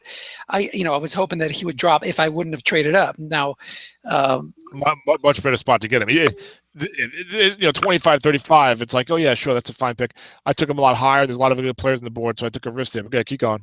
No, but I unfortunately for anybody who wanted him to slip, because he does have that additional kick, LK, the kick return ability on his card. In Autumn Wind, people are always going to pick those guys earlier than you would expect in other leagues because there's such a shortage of returners. So that just like pushes a guy like that over the top. It'll move a guy in the first round up 5 or 10 spots. But I think he can be a good long-term halfback. I'd like to see, like you said, how that Lions offense emphasizes the run. They're not a team that's probably going to give a guy, 300 carries in a year. But if you can get 200 impactful carries, there's nothing wrong with that. I'm hoping that he can be a Tiki Barber type of player. I'm not certain that I don't know. Look, even guys I like, I'm not 100% sure that they're going to come through. I'm not as confident in Abdullah. Like David Johnson, I'm very confident in. Thomas Rawls, I'm pretty confident. I'm not as confident in this guy. That's why he was fourth among those running backs on my list. But I liked him, and I liked him just for my team. My team had some holes, but not as many as I thought. And you know me, Dennis, I'd like to develop a running back stable. So now I've got Andrew Luck at quarterback, and I've got Amir Abdullah, C.J. Anderson, and Christian Michael. So I feel like I'm in pretty good position at the quarterback running back spot to hopefully have some good cards for 5 or 6 years. But we'll see what happens. Yeah. So let's move on to the next pick here because we are spending a lot of time on the first round, which is, I think, important because it's a little bit almost like a rookie review. Now, 17, Dave Szymanski drafted T.J. Yeldon, and Dave, it's interesting. I came to know Dave through one of the Battle Royale leagues, okay, that you run so ably, Dennis. Thank you. And Dave was kind of a little goofy there with the Battle Royale stuff with who was the guy? Was it Golden Tate? Yeah. The Golden Tate controversy and stuff like that. So I was like, Dave's, maybe Dave's kind of silly or whatever, or not silly, but he's got guys maybe a little goofy or whatever. And then like last year, I think I was looking to make some trades, whatever, looking over his team, and I was like, boy, Dave's got a lot of good young players on his team. I guess he's a good drafter, So I think very sharp. So that changed my that changed my initial impression. And I think David's pretty shrewd when it comes to the drafting and all this and that and the trading. He tried to make a trade early this year, and he's a very good negotiator and knew what he wanted and wasn't interested really in he negotiated well, he was flexible, but he wasn't going to go beyond a certain point. So I think that's good. Now, I'm not a T.J. Yeldon fan at all in terms of the guy being a big time back for Strat. I think he'll get his 800 or 900 yards and his 4.1 average. But in that offense, I just don't see him having the skill set. He had a couple of nice runs here. There's one thing when you watch the highlights, they'll show you they're mostly fan made or like a friend of the family. Like there'll be like one great run in there, and they'll show up from like 3 different angles. So you're like, oh wow, this guy's making a run. No, it's the same play. Exactly. Yeah. Gotta be careful and watch that. So TJ, not big enough to be a real power back, and not that he's small. Good speed there, but I think elusiveness is maybe the issue for me. I tell you what, if he wouldn't have I traded up to get Rawls. You picked Amir Abdullah right before this. That's because I don't know for sure, but I think he would have obviously taken Rawls or Abdullah above Yeldon. Maybe he just was in the position where, Mark had him projected to take Spencer Ware. So, it was an obvious need on his team, and maybe it was just like, okay, well, this is the next best running back on my list. And you can get in trouble if you do that. Like you said, that's drafting for need over drafting the talent. But Dave, like you said, Dave's an excellent talent evaluator. So, and that is a great offense to be in. You're going to, that's a nice, good young offense. You have Allen Robinson in another league. So I would say this. I would say this for strat purposes. I never want a running back who's in a great passing offense. Well, that's true. It's so much harder for those guys to get yards. Now, I mean, it can happen, and guys do it. So and I don't say Yeldon's terrible. Yeldon has ability. I think he could be a 1,000-yard rusher. I just don't see him being real good. But Dave's good talent value, a good drafter. So he could be right on this one. Maybe I'll be wrong on this one. And I also could see people liking Yeldon better than Abdullah because Abdullah's small and had the fumble issues and this and that. And Yeldon, you feel like it's part of an up-and-coming team in Jacksonville, hopefully. So that was a pick I wasn't that thrilled with. But I think Dave's a good drafter. So when I see a guy's a good drafter, if I disagree with him, I say, hey, I got to give the guy the benefit of the doubt. He's had success, So right. Like half man, half man coach. So yep, absolutely. Then moving on to Jadeveon Clowney, very tough guy to project because of all the issues. We don't even have to go into them. So certainly worth drafting number 18. Absolutely. At the very least, he's shown he can stop the run tremendously. They say he was showing a lot of good pass rushing chops this preseason. And I noticed that this is Dan Morin now, another first-year AW coach. Dennis, I know from other leagues, a very good coach. Loves the pass rush. I noticed he drafted like all pass rushers. Yeah. They were all pass rushers for the future. So good job there. Yeah, I wonder if he'll be blitzing a little bit.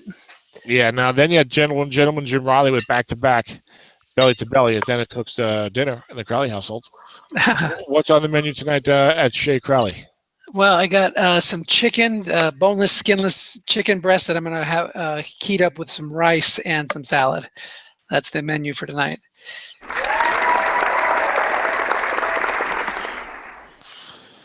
We now return to our previously scheduled broadcast. Yes, that'll be on the cooking podcast.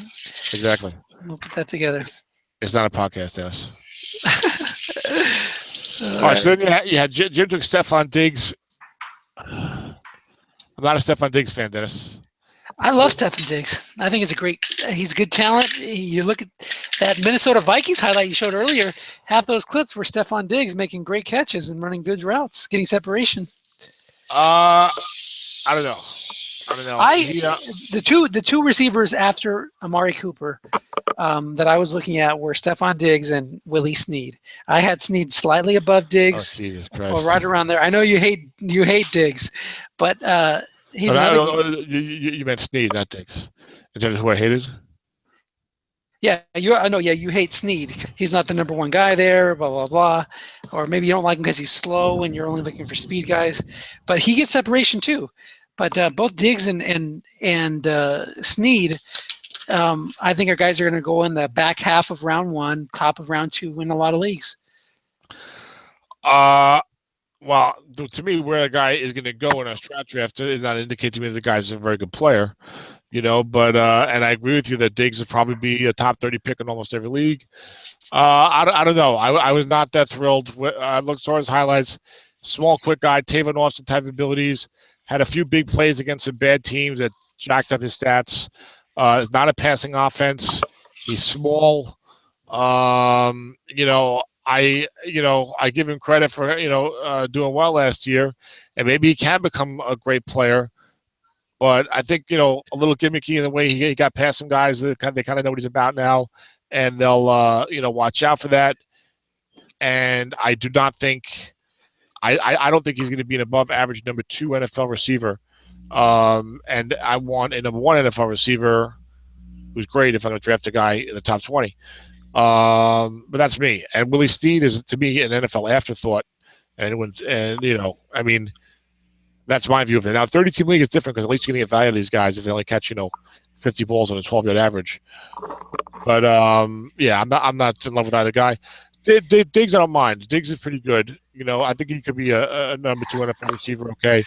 But that's not what you want to take at number 18 and 19, in my opinion. But I could be dead wrong. Jim reminded me earlier, last year I hated Bashad Breeland, and he had a very, very good year. I see this stupid. I hate Diggs' body language. He drives me crazy. Why? I was watching his highlights, and every time this guy gets 10 yards, it's like he just won a gold medal or something. So that may have tempered my enthusiasm for Mr. Diggs. I give him credit, 5th round pick. I give him credit, blah blah blah. But of course, I'm secretly hoping now that Sam Bradford establishes a rapport with other Vikings receivers, and Diggs does nothing. But I don't know. He could be Jeremy Curley. I don't know. But I see him as a higher upside than that. I think he's a good player, but you yeah. know, with this podcast or this show would be boring if we didn't have the disagreements. So I like Diggs. I think he's a solid pick, and I think he's a good player. But again, I'm judging it based on what I've seen. Yeah, of course. Well, yeah, well, that's a good base it on. But also, I would say, like you said, that you had Snead and Diggs as a second and third best receivers. Is that what you said after Cooper? Yeah. Well, no. Tyler Lockett, obviously, after Cooper and Lockett. Okay, I would say just because somebody's the third best player in his draft at the position doesn't mean they should be drafted highly, because it could be a very thin draft for that position. Absolutely, I agree with that. I'll for example, now I think I do tend to gravitate towards the taller receivers in general, with some exceptions. But I would much rather have Devin Funchess than either of those two guys you mentioned. Okay. Way rather. Especially with Fat Calvin Benjamin trying to recover from his ACL. So yeah, he's looked good this preseason. Diggs or Funchess? Funchess. He looks like he could be the number one guy there. But I liked his highlights from last year. But Adrian Amos said on the back-to-back, I like Adrian Amos a lot.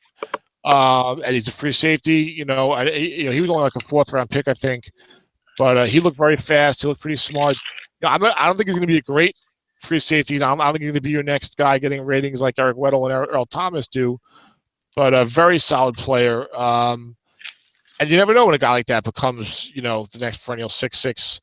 But certainly I see 55s and stuff like that, and 56s.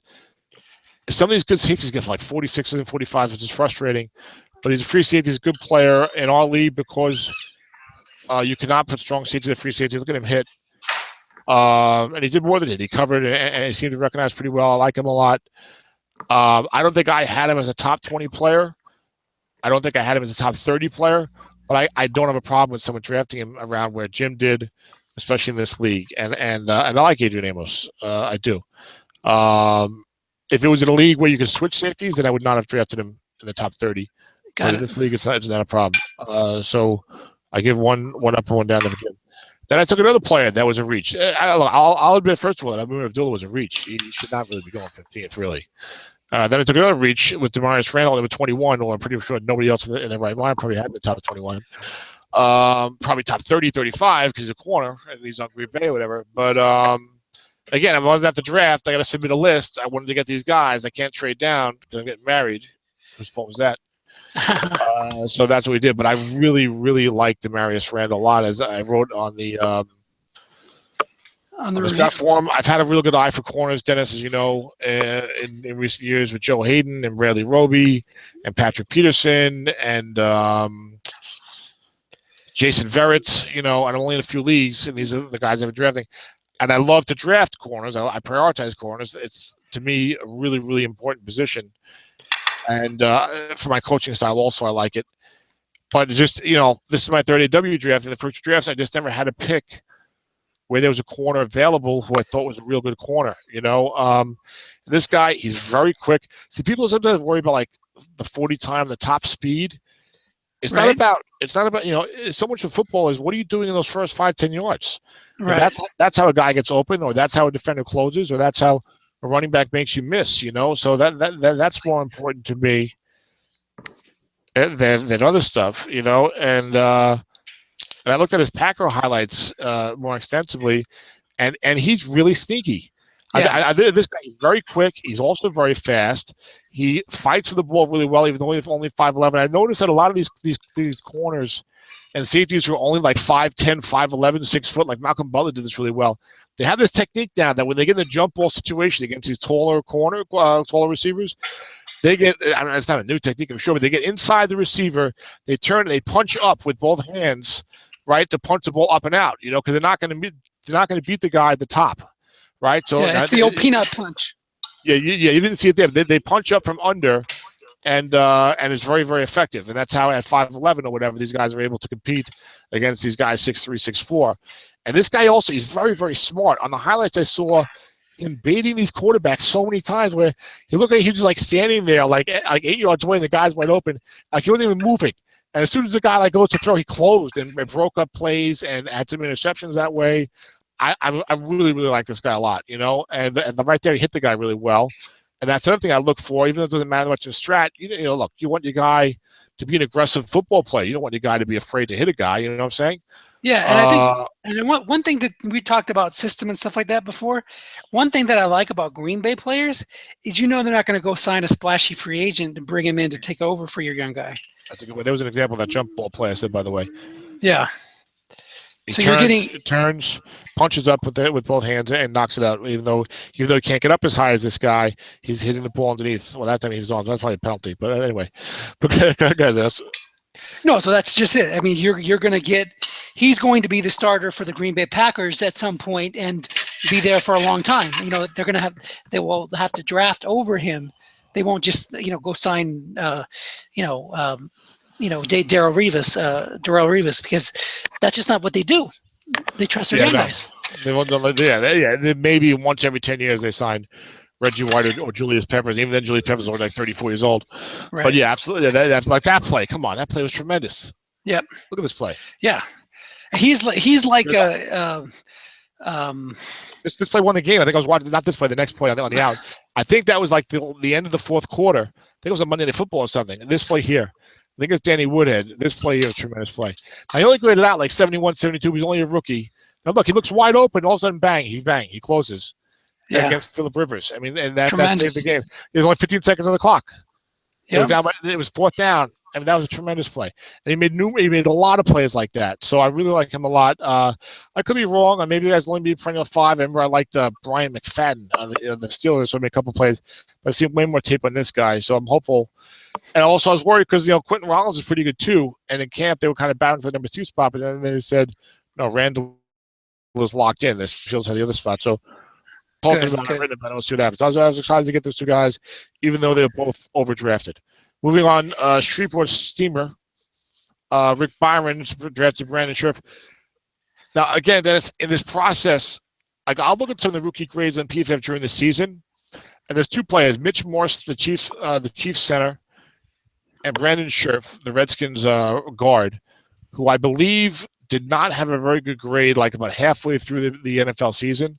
So that was what stuck in my mind of those 2 players, and I was like, oh, come on, these guys aren't that good. They shouldn't get drafted that highly.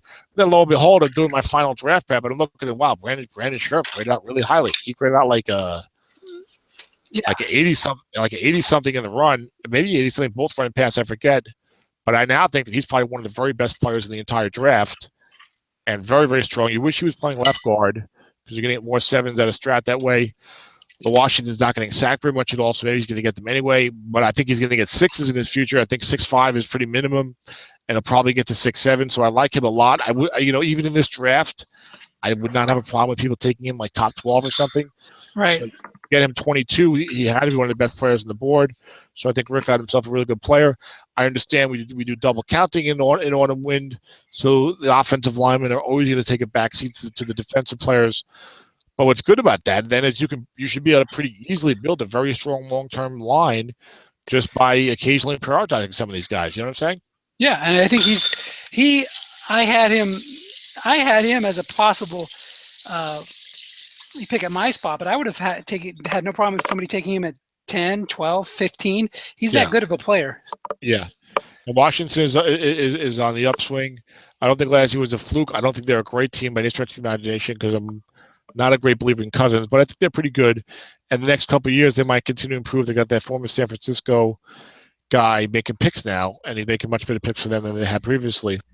Yeah. So let's help them out. I think the defense is decent this year, and I think they're probably with the division.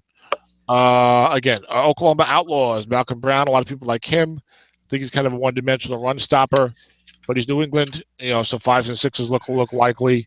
Graded out pretty well against the run. Very solid pick at number 24.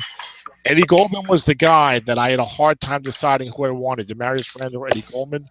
I needed nose tackle, perennial nose tackle 5s or better. Right. Are extremely valuable, but ultimately it's hard to find tape to look at a defensive tackle and say he's real good. I say tape, I'm watching YouTube videos. I'm not like getting, scouting reports from the ACC. There's a whole of every college game. And I like Goldman a lot, but I think of Goldman more as a perennial 5 type than a perennial 6 type. I think he's great to get a 24 half man, half banquet, which took him. I ultimately decided Randall because because from what I saw on video, I knew that Randall was real good. Goldman was just reading articles and his PFF grade. I like Goldman a lot. I think he's a great guy to get, especially like there, number 24. I'm sure you agree, right? Yeah, I like Goldman a lot. I thought that was a good pick there. Really, the two defensive tackles or two nose tackles that I would have considered in the first round, and Gunter too, I guess. But the two guys I really liked were Shelton and Goldman, and I thought that they went right there, pretty close to each other. So good picks. You're big on Danny Shelton. You like Danny Shelton? Yeah, I think he's got the tools. I think he was fat last year. He's working a little harder this year, and I think Cleveland's going to be, down in the dumps for a little bit. But I like the way they're accumulating young talent. That usually leads to a turnaround at some point. I know that there's Cleveland Browns fans out there that have been waiting for a long time, but I think they have the right people in place to put together a solid team, and I think Shelton will be part of that. All right. Well, the Melvin Gordon pick was, well, I will skip Gordon and we'll get back to him. Was taken in between Goldman and Shelton. Shelton was taken by St. Louis Rams. That's Gary Nagata Believe, correct? Yep, that's correct. Okay. Now Shelton, to me, interesting because he was raved about coming into the NFL draft. Went number 13. Cleveland finally got themselves a run stuffer. Then, he was written about as like a disappointment last year and a disappointment preseason, and they're getting run all over again. But he actually graded out pretty decently in PFF. I think his grade was over 70, and for a rookie nose tackle, that's not bad at all. Right. So I don't know what to make because I see a guy that supposedly has a ton of ability that everyone loved coming out of college, who posts a very strong a solid PFF grade for a rookie nose tackle. But then he's getting ripped apart in every article I read. So I'm like, what do I do with this guy? So I kind of buried him a little bit and said, you know what, I don't know what he's going to do, so I'm gonna bury him a little bit. But again, nose tackle is so important. Look, you're drafting late first round in autumn wind. You know what? Most of the guys, you have a lot of leeway. Yeah. Because most of these guys are going to have questions. Otherwise, they'd be going in the top 10, 12, whatever. You know what I'm saying? Absolutely. So I mean, Shelton could easily be a perennial 5 or 6, or he could be a washout. I don't, it's a little higher than I would like to take him, but I can see taking him. That position does so much for your defense. If you get that next Vince Wilfork type of guy or any type of, 8 or 9 year perennial 5+ guy, that does so much for you. So, yep. I'm not a big believer in the player, but I think he could do it. So we'll see what happens there.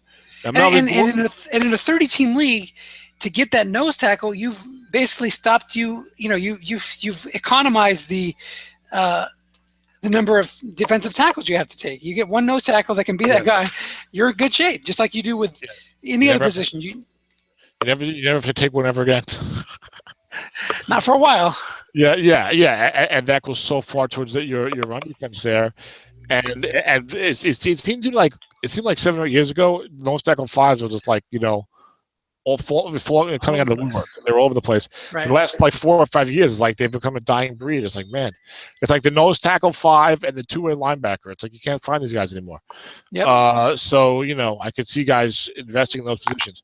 Now, Melvin Gordon went in between. That was to Luke Dalflum. That was your pick. I'm not a big Melvin Gordon fan, Dennis. Well, I wasn't either at the end of last year, but those highlights you're going to show from last year will be terrible. But they're highlights. Yeah, so they'll actually be good. Even with that, they're not going to. They're not lowlights. They're not going to be. They're not going to be as good as some of the other guys you've shown. But I think I'm more of a believer in him now. I think he could be a comeback type player. Somebody, there was a lot of good film on him coming out of college. He had the microfracture surgery over in the offseason.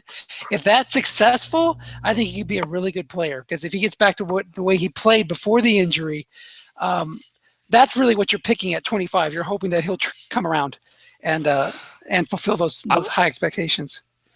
I like a couple of things that I read about him in the preseason. That he worked out with Adrian Peterson last offseason, and they said I think he had a little muscle without losing too much speed.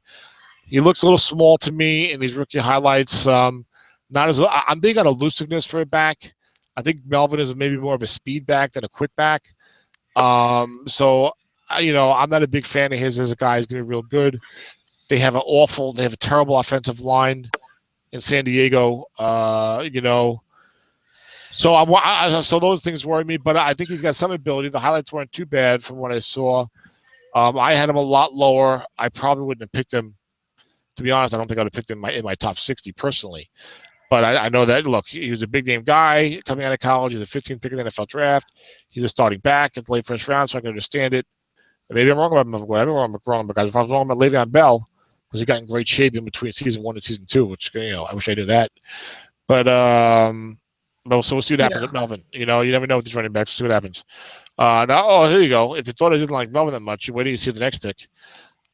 Tim Bollier, who is a former AW champion, an outstanding coach and a very good general manager. And drafts good plays well. Drafted Denver's Shane Ray, number 27, and Tim wrote up about it. So it reminds me of Jason Taylor. To me, he does have one thing in common with Jason Taylor. Neither one of them is very good football players right now. Boom. But seriously, Shane's got some speed, and he's a pass rusher. His grades were poor. He was getting eclipsed on snaps by Shaquille Barrett, who is not bad, but if you watch Shaquille Barrett's highlights, he's a little kind of like a one-trick pony, kind of a north-south blitzer. But I kind of like Shaquille Barrett. He plays real hard, but Shane seems like he's missing something to me in the highlights, but I could be wrong about him. Again, this is my first year going hardcore with the linebackers, so we'll see how that plays out. As an outside linebacker, there was other guys I definitely like better. I think I don't have my outside linebacker in order yet, but go ahead, Dennis. Well, I mean, you talked a little bit about guys like I'm not saying necessarily outside linebackers, but guys like Denzel Perryman, Benardrick McKinney.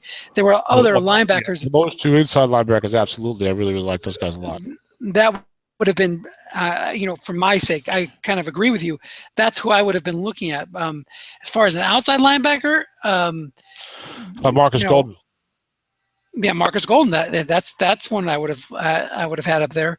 I don't have my list in front of me. Even Nate Orchard, I think I might take him over.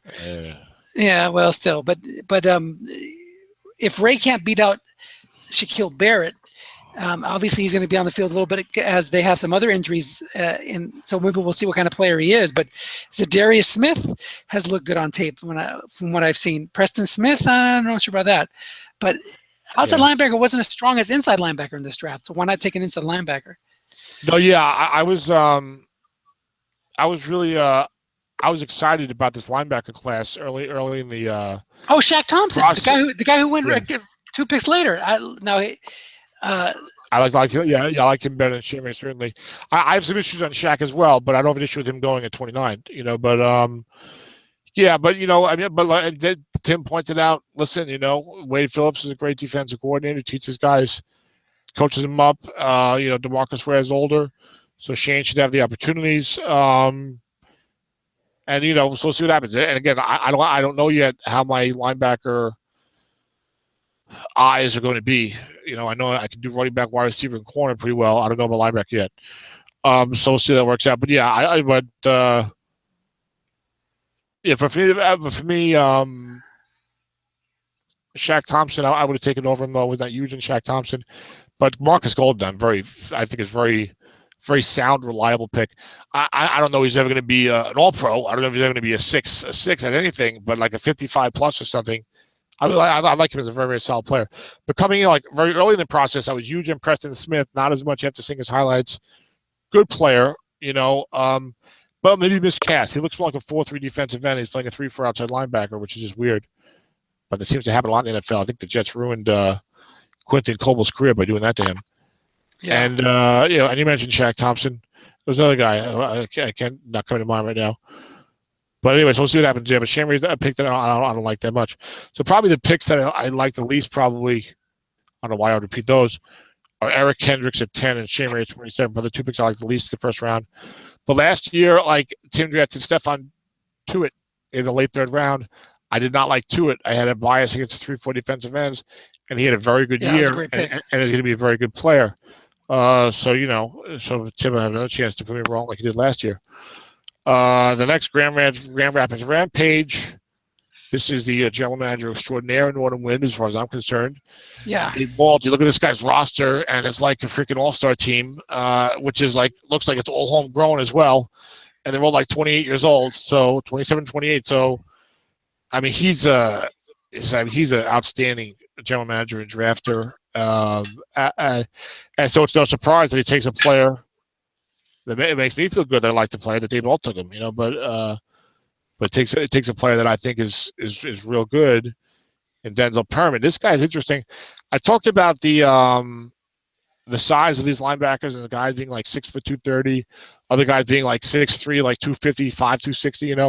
This guy is 5'11", 248. Okay, Yeah, he's a fire hydrant out there. Okay, and he's very quick. Look at that. Look how fast he got to the edge there, and he's sporting the goatee. Okay, and what is interesting, he's really weird because what he does is he seems to like run and get like real close to the ball carrier.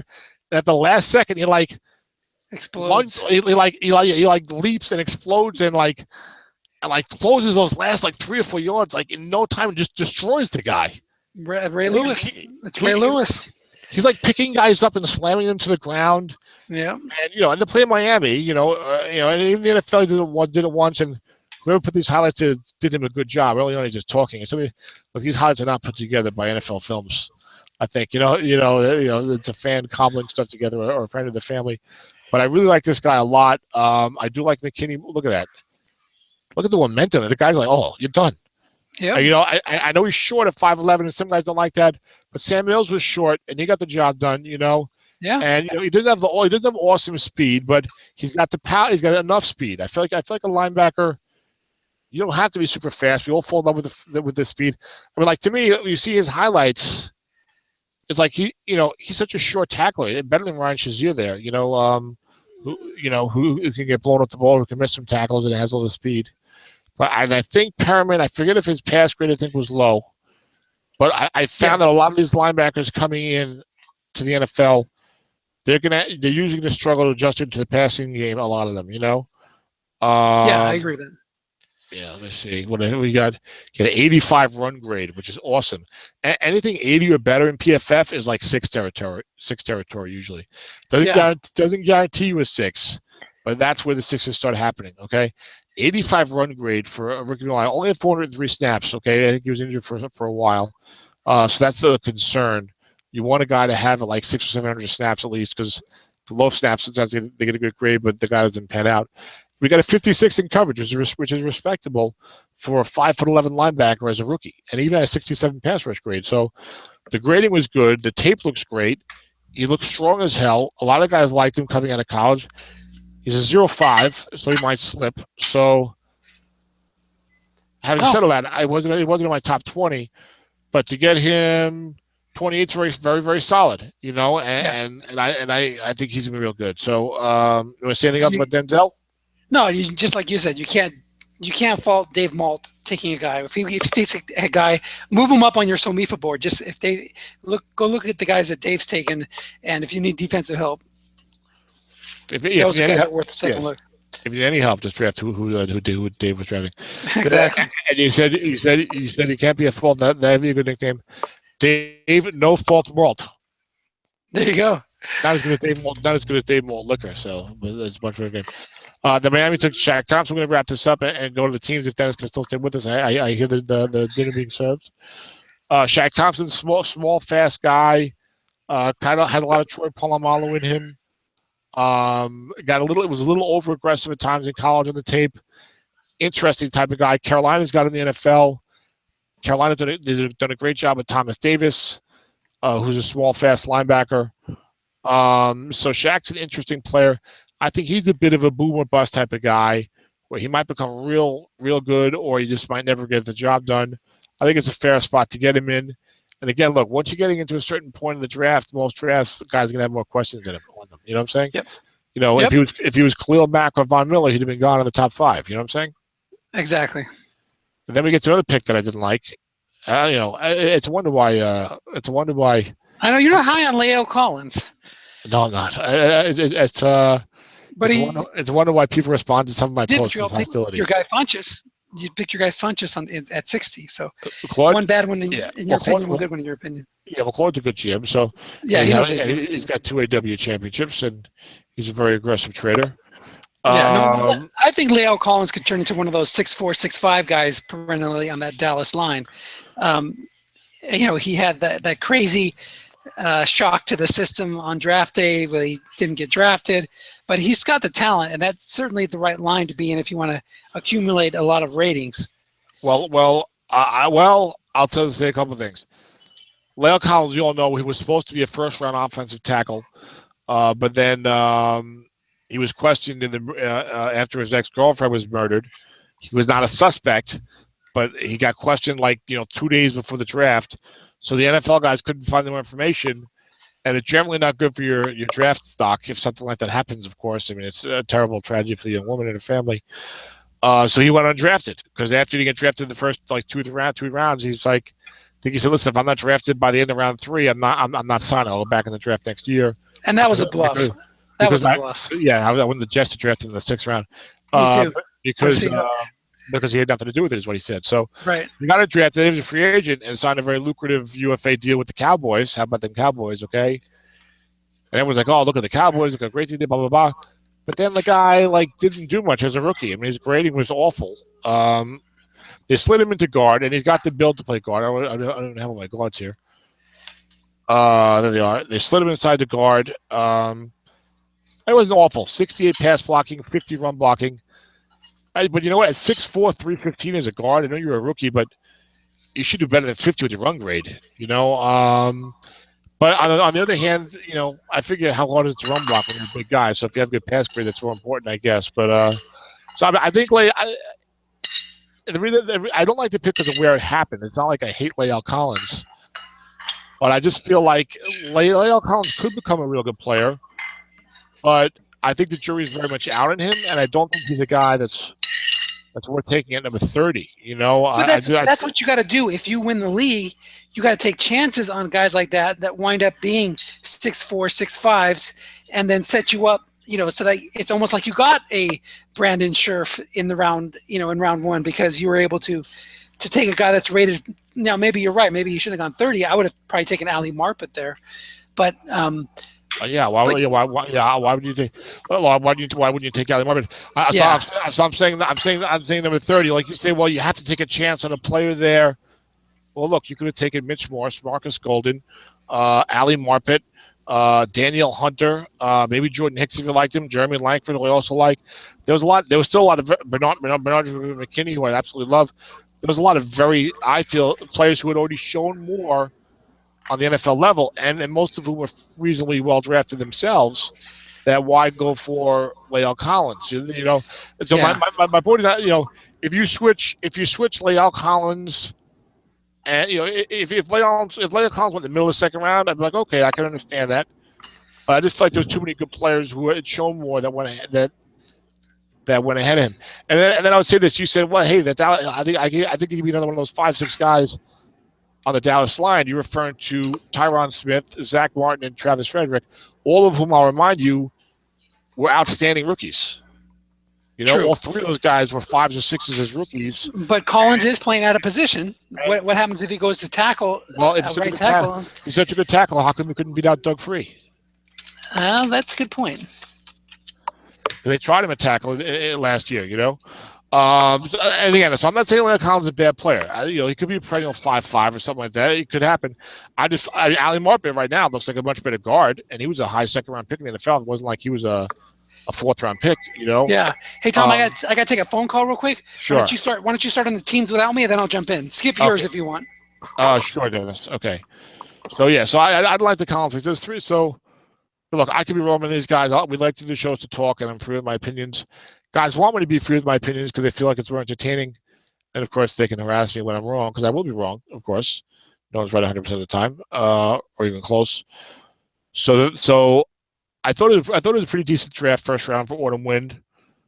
I think last year was maybe a little strong in terms of who got selected, but no, it's pretty strong. Looking at it, I think. But the 3 I didn't like really were Eric Kendricks at number 10, Shane Ray at 27, and La'el Collins at 30. Those are the 3 that I didn't like. I really didn't like them. I like Stefan Diggs. He'll probably at least a pretty good player. I personally, he's an annoying boy. You watch this guy parading around the field after a 10-yard catch. Oh, jeez, it's driving me crazy. But get off my lawn, But anyway, Claude's got 2 championships. He's got a very strong team that doesn't need me to approve his draft picks. That's for sure. So, but I'm just giving my opinion on these things. So we're going to go on to the team by team situation. We're going to try and do this a little more quickly. We always take more time than we're supposed to because one of us talks a lot. I don't know who that is. Oh, I think it's me. Okay. But Dennis says skip my team, but I don't think I will. Okay.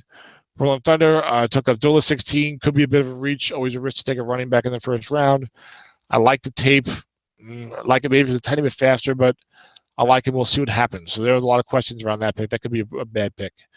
Randall, I like a lot. There's some questions there, and he was taken too high, but I like him a lot too. I traded my 2 and 3 and moving up to get Randall. I traded 46. I traded mid 2, mid 3, and Ray Maluga for the 21st pick in the draft and a high 4.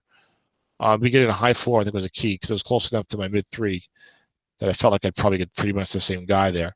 So then I felt like I was trading Maluga in the mid 2 to move to 21, which I was okay doing.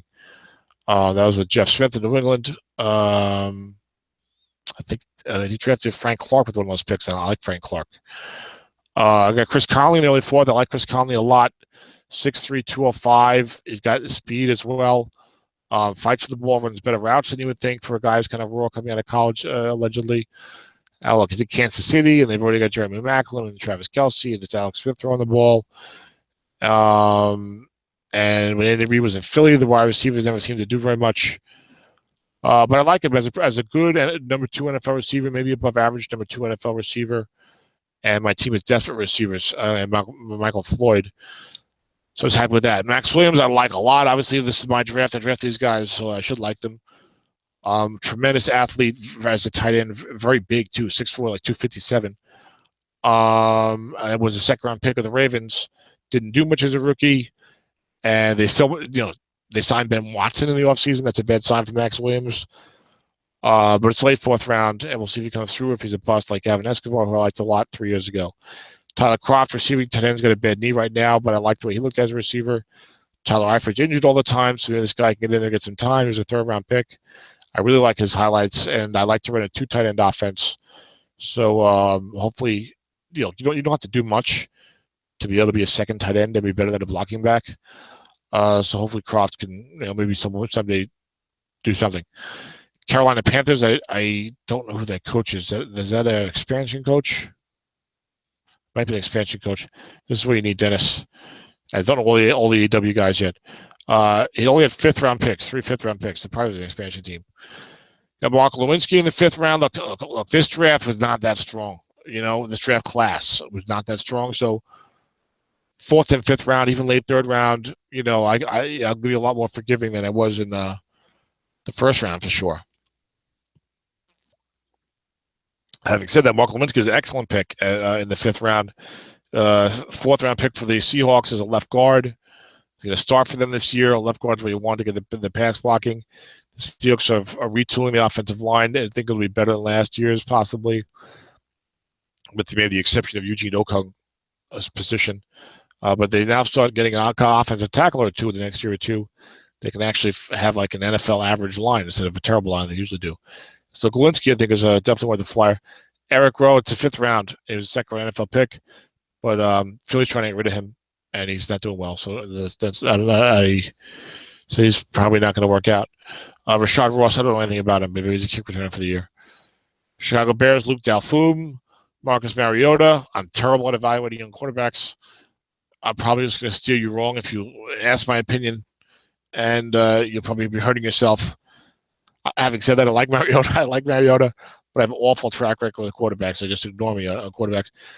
Turn off your computer. Make sure everyone leave the room and come back when I'm done. Melvin Gordon, we just went over. I'm not that big on him. We'll see what happens. Kevin Johnson, I liked a lot during the season. Then when I went back and watched the clips, I was underwhelmed. I think he could be a solid corner, a 4-5 type of guy. He was a 1st-round pick. So we'll see what happens there. I picked him at 34. Lincoln Tomlinson picked 35, graded out very poorly. So I'll be concerned about that. Andres Pete, 42. Very high NFL pick. Looks like an offensive tackle at 6'7", 315. but they've got Zach Strief still playing at age 32 very well, and of course, Teron Armstead. So the sliding Pete into guard, and played this last year. He's doing that great. I'm back. Yeah, I heard you, Dennis. I'm up to Chicago, the third team, Cool. and I did do my team. Nice. I think people eventually go back to tackle and play better, but I don't think he's that great right now. I like Laken Tomlinson. I know you said he didn't grade out that well. I think he's going to be a really good player. Okay, he graded out terribly. Yeah, but I'm telling you, he has the tools, the athleticism. I think he's going to be a really good guard for. Guard for the Detroit Lions. Yeah. Okay. So, what I read his starting job was in jeopardy this preseason. That's how badly he was playing. No, really? Yes. Okay, well, maybe I need to relook at him, but I thought he was solid across the board. I was even considering him as a backup at 35, which is where he went anyway. Yes. Jordan Phillips, another second-round pick in the NFL, but he did terribly last year and did terribly in camp from what I read. So he might be a bust, looks like. Eli Harold, on the other hand, fifth-round pick, is the beneficiary of the 49ers trading away. No, he's starting right now for the suspended Ahmad Brooks or Aaron Lynch. There you go. Yeah. One of those guys is out with this injury or suspension. Yeah, that's right. That's right. Yeah, but he has some ability, so we'll see what happens. Yeah, Willie McGinnis liked him. But anyway, at least he's playing. So that was the fifth round. Damn, how many pick? Oh, wait. Now, what team is this? It's not. Oh, Cleveland. Okay. Cleveland. Ed Carpenter. Okay. Who offered me Sterling Moore for Ryan Shazier. I said, no, thank you. Sterling Moore was cut this week, by the way, by a different team. He was drafted 10th, like Eric Hendricks. I spoke with him, didn't like him that much. But I think I remember liking the rest of a lot of Ed's picks here. And Ed's got some good young players in his team. And I could tell by the players in my team he was inquiring about. I think he has a good eye for the young players and likes building with the young players. So I don't know how long he's had this team, but I suspect that they'll become very talented very, very soon if they're not already. Preston Smith at 43 is a pretty solid pick. I loved Preston Smith during the year. This is the guy who took away Trent Murphy's snaps the second half of the season to such a degree that they were going to make Murphy defensive end until they had other injuries. But then when I saw, and he's a 0-0-11. Hey, Tom, yes. What do you think about this idea? Instead of going through every single player and talking about every single player, why don't we just try to pick out our favorite guys from each team's draft so we can wrap this up in a relatively decent amount of time? What do you think? All right. I'll try to be a little quicker on a couple of guys because if I really want to speak about somebody, like Preston Smith, is one to I feel like I won't really speak up, but I'll try and I'll try and follow that model and only make an exception if I really want to talk about one guy. How's that? Perfect. All right, let me finish Preston Smith. He's built like a 4-3 defensive end. I'll try and talk faster, too. He's built like a 4-3 defensive end. Interesting. I thought I was going to love his highlights. Instead, he's just like a very solid player and not like a great player, but very solid to get in there in the middle of the second round. You want to pick out a guy I like and a guy I like and a guy I don't like, or just a guy I like? Just a guy I like. I mean, if you want to go don't like too, I mean, we can't. I think just like what's your favorite pick for each team? Like my favorite pick for the Cleveland Browns would be Eric Armstead. He's a guy who graded out tremendously on Pro Football Focus. He didn't get a lot of playing time, but he's going to get a lot of playing time this year. So if he can continue grading out well, the way he played in his limited number of steps, he could be like a perennial 5 defensive end, and you got him in the third round. Yeah, I like Armstead as well. I'll stick with Preston Smith as my favorite pick. I do think he's a solid player. Got him at 43. And also think Cedric Abubakar was a smart pick at 62. Good chance on that pick there. Agree with that. Dallas Desperados. I know who this is. Who's the coach again? Dallas is John Baldwin. John Baldwin. We have to thank for his awesome transaction spreadsheet, which we didn't get to use tonight, but we're going to use it when we do the preseason with the preseason preview. That's for sure. Yes. Which is awesome. When you see this thing, it's tremendous. Yeah, it's great. And you can teach me how to do it. So I can use it in all my leagues and all my shows. You got to see Byron Jones, Devontae Parker, AJ Cann, Jalen Collins, Keith Humphrey. Easy one for me. My favorite pick is Byron Jones, number 8 overall. Now that I know what you're saying, Dennis. I'm not supposed to pick the best player, my favorite pick, but that's totally fine. No, it's absolutely fine. Since I'm not huge on the other guys, I like Byron Jones a lot. I think he's like a lock to be a 5 every year. I would not be surprised if you became the next perennial 6 safety. So I like him at number 8. So good job there. Who do you like, Dennis? I lied when I said I would definitely take who's the Minnesota receiver? Stephon Diggs. Stephon Diggs and Willie Snead. I think I would rather have Devontae Parker. I forgot about him. He actually has that kind of big play ability to can put together several max long pass receiving cards. So I would go with Devontae Parker as my favorite pick. Devontae Parker. The problem with him is he's got too much of the diva, the prima donna in him. They basically, his head coach said that he won't play hurt. If you read between the lines, but how much of a message he's trying to send him? He's a young player. He's got the athleticism. So we'll see what I mean. He's a boom and bust guy, I think, but he can be guys much better strat cards than NFL cards, and we all playing strat, so that works out well. Yep. Yeah, he definitely has huge big playability, no doubt about it.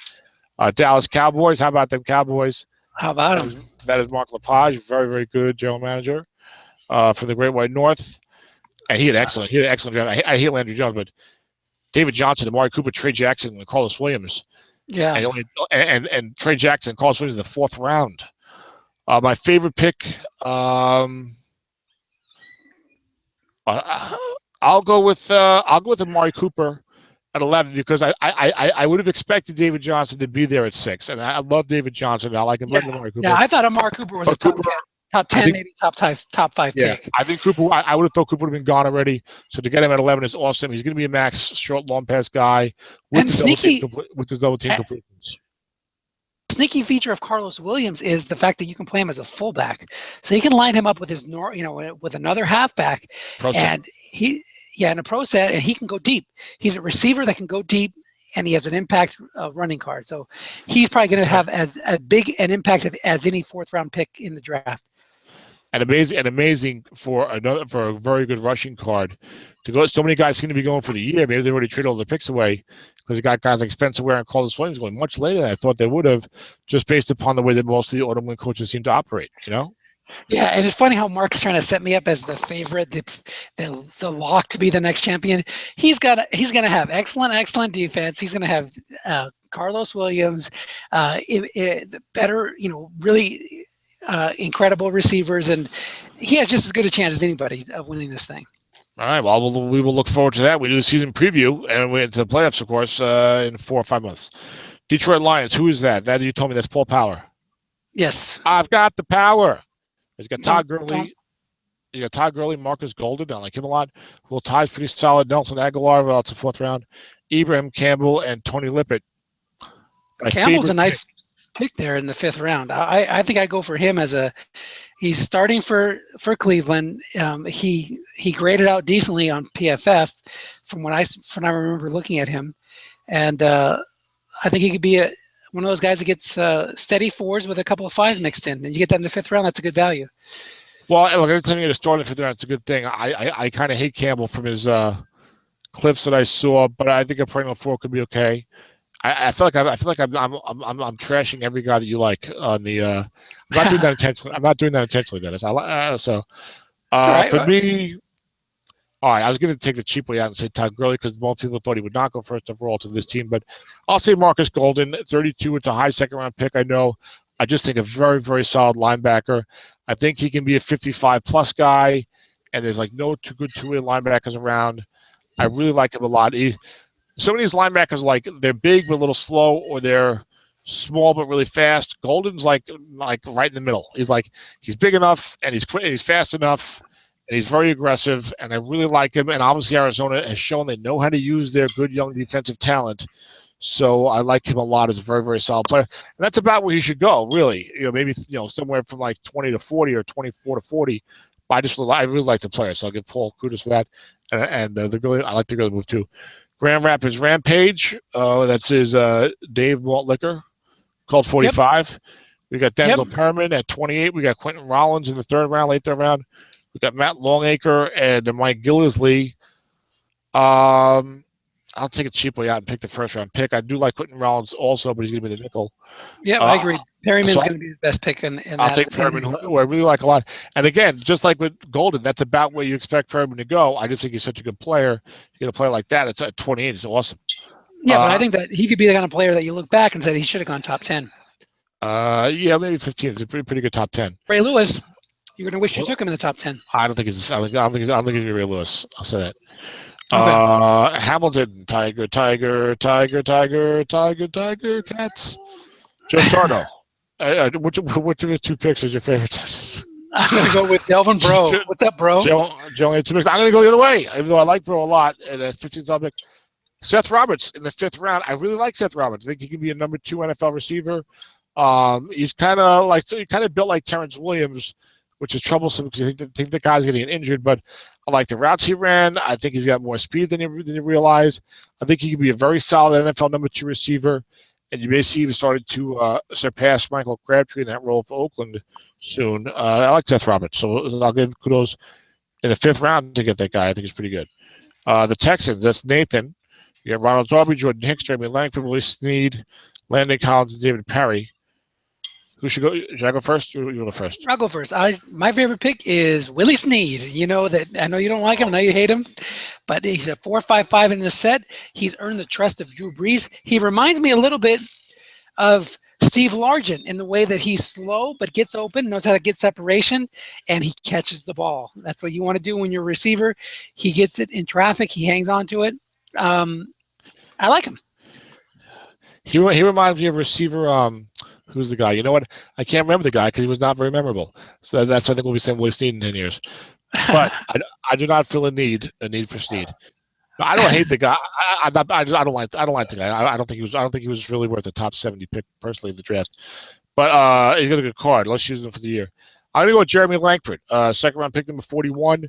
It's a good running back draft. I had Langford as the 5th best running back, I believe, going off the top of my head right now. A clear drop-off, in my opinion, after the top 4 to number 5, and really after the top 3 between Rawls and Abdullah. But I like. Go ahead.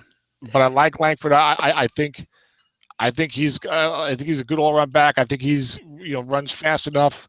He's not the most elusive, but he's got enough elusiveness. He's going to get a lot of carries. He's a very, very good receiver. He had a wonderful diving catch down the field, which you don't see much from running backs. So I don't think he's going to be a great back. I think he might actually end up producing numbers similar to Matt Forte with fewer receptions, of course. But a pretty solid back. We're in a 30-team league. 24-team league, we don't like it, but we're in a 30-team league, and it's hard to get good back. So I like Langford. I like that pick. I like Jordan Hicks too, but I like Langford. I know we weren't going to say our least favorite picks, but one guy that's got me worried is Landon Collins. He was a high 1st-round pick. He graded out so bad on Pro Football Focus. I don't know what to do with this guy. Is he going to take a step up and improve the next year? But man, he could be one of those guys like Mark Barron. Yeah, that you wind up taking him, Mark Barron, and then he never rates well in Strat. He just doesn't get it. And you happen to get lucky, and people like me happen to get lucky that he gets moved to linebacker long ball. He can do something. But Landon Collins, actually kind of like Landon Collins. He did grade up poorly against the pass, which is never a good sign for a defensive back. But he was miscast as a free safety. They moved him up to strong safety. He shed 10 pounds. Yeah, he worries me. That's all. If he takes a step up this year, no problem. But he worries me. That's all. I could definitely see me worried about it. I like him, but more for the position change, shedding 10 pounds. He did look good, quick enough, I thought, on his tape. But he's gonna have to show you something, So we'll see what happens. Will he become the next guy to get changed to linebacker? We'll see. But I can definitely see people being worried about him. It's funny with the rookies. It's like they all struggle. A lot of them struggle. The safeties and linebackers, a lot of them do struggle with their pass grades. I found, so you have to be a little forgiving on those. But in his case, they were really abysmal, and so I could definitely see that. But I'm banking on the weight loss giving greater quickness, and they move to strong safety being his more proper position. So we'll see what happens. LA Rams, Michael Reeves. Now, how many of these picks did you make? The first 3, Butler, McKinney, and Anderson until he got settled in. You did a great job. I mean, Butler's a very solid player. I love McKinney and Henry Anderson. So I was like, man, this guy's drafted to go for my list.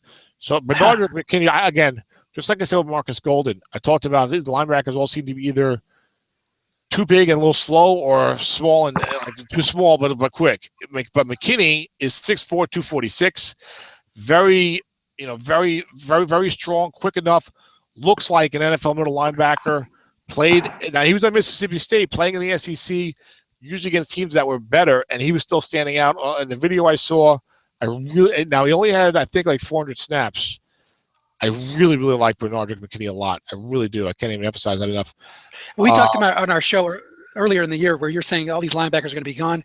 I had no idea about Bernardrick McKinney, and when I went to watch tape, I was like, "Holy cow, this guy's going to be good." Did you watch some? When you say you watched tape, were those some of the videos that I put together or no? I did watch.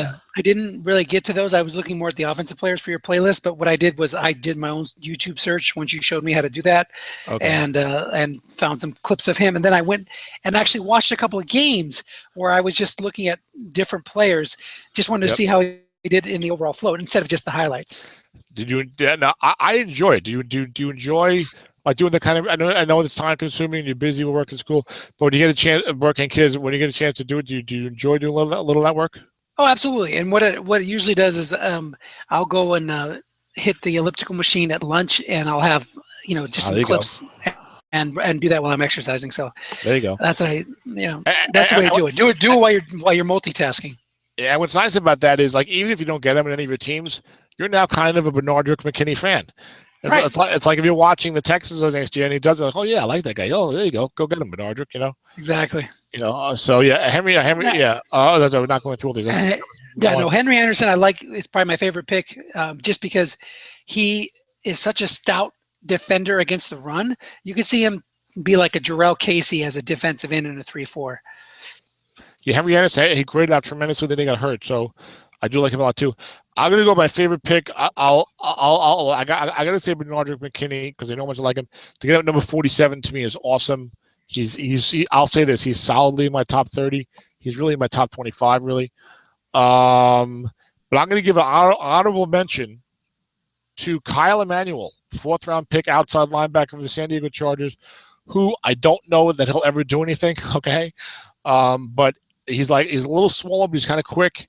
And he's not a guy. He was a 5th round NFL pick. I think he's not a guy that anyone's going to draft highly, but he's a guy that you find looking to feel like, this guy looks pretty good. I wonder if I feel the same way about Ben Heaney a little bit. I like, this guy might be all right. So when you get a guy who might be all right, like at the 99th pick in a fairly weak draft class for depth, it's like, all right, hey, maybe this guy will get. No, look, if this guy gets cut next week, I wouldn't be surprised. He's one of those, like, lesser guys that you find, he's not going to be a star. It's like, oh, maybe this guy will be good, So I give an honorable mention, a shout out to Kyle Emanuel. Nice. And he's the next Jeremy Atachu or whatever that guy's name was. Well, I don't know what that. Atachu was a 2nd round pick in the NFL. Okay. Who was your favorite here? I said Henry Anderson. Okay. Of course, you also like McKinney a lot. We both, well, you like multiple guys. You can like multiple guys. I'm going favorite. Miami Dolphins had 3 picks. They were 18, 29, and 39. Jadeveon Clowney, Shaq Thompson, and Daniel Hunter. And I will go with Daniel Hunter. Now, interesting. This guy was like the 88th pick in the NFL, so that's like a late 3rd round pick for the Vikings. He only had like 280 snaps. You got to be careful of good grades with low snaps. Watch out for that. You want ideally at least 600 snaps. The offensive linemen I found, if they only have like 200 or 300 snaps, the good grades, they tend to project pretty well long term. But this guy had a very good run grade. He's built like a classic 4-3 defensive end, and they play a 4-3. This guy just lights up the highlights. You watch Daniel Hunter; he is so fast. He's got these like freakishly long arms, and he looks like, well, I think his height and weight might be a little light, a little undersized, but I saw him. Here we go. I saw him bull rush successfully Tyron Smith. He ran right through Tyron Smith, who's probably the best offensive tackle in football, for a sack. I saw him chase down Russell Wilson behind. I was like, this guy looks awesome. This guy looks like he just looks awesome. You know what separates him from somebody like Frank Clark, who's also a good player, but is a 2nd round pick, kind of the same situation, is that he only has Brian Robinson in front of him instead of having somebody more established. So I love Daniel Hunter. It's hard to look at a guy, defensive end, picked 88th in the NFL. What am I going to take this guy at number 28 or 30? Well, Dan said, I'm taking him 39. Screw you guys. And look, if this guy becomes, like better than Ezekiel Ansah, I wouldn't be surprised. He looks that incredible. Of course, if he became nobody, because why wasn't he playing more? I wouldn't be surprised either. But boy, he's something to watch on the tape. So now we'll see what happens to him. That's supposed to start right now, but I think he will be starting soon, and we'll see it. Nice. Now, again, just like the linebackers, defensive end, a little newer to trying to grade them by tape. So if Hunter falls flat in his face, please don't shoot me. I'm just trying to expand my. He's going to be a really good player. My Michigan Panthers. It's Mick. I love Leonard Williams. I hated the rest of his draft. I like Leonard Williams and Greg Vance, but I hate the rest of the draft. So no, wait, Rodney Gunter. That's a solid pick in the second round. You got a 5 nose tackle. Now, of course, it doesn't fit with his team, and he probably didn't realize that he's a nose tackle, not a defensive tackle. But that's a solid value to get a 5 nose tackle in the second round. On the depth chart that I was instructed is the most reliable. Rodney Gunter is not starting. Oh, you're kidding! I didn't know that. So Corey Peters is scheduled to start on this depth chart. Maybe that depth chart is wrong. Maybe according to that depth chart, which was the most reliable, I was told by very, very good strat guy. Okay, which one is it? Which depth chart? It's the Roto World one. Okay, they do put a lot of time into it. That he's not. They actually have him listed as third string, which I find hard to believe. But anyway, so yeah, but sometimes they'll do stuff like that with guys that are hurt and nicked up, and then he's not hurt as far as I know. When he's hurt, they put a little flag, they put a little icon next to the guy's hurt. Anyway, so my favorite pick, I guess, will have to be Dustin Hopkins. He make a field goal. No, Leonard Williams is number 4. I normally would like to get a better guy as my favorite pick in terms of. I mean, number 4. You're really get a great, but he is a great player. I really don't like the rest of the draft. Okay, here's what I would do. So I'll give you Leonard Williams. Here's what I would do if I was Mick. I would trade Rodney Gunter now. No, trade Langford. Put Gunter in as nose tackle. Slide Leonard Williams out to defensive end. So get what you have. Hello? Yes, we lost you.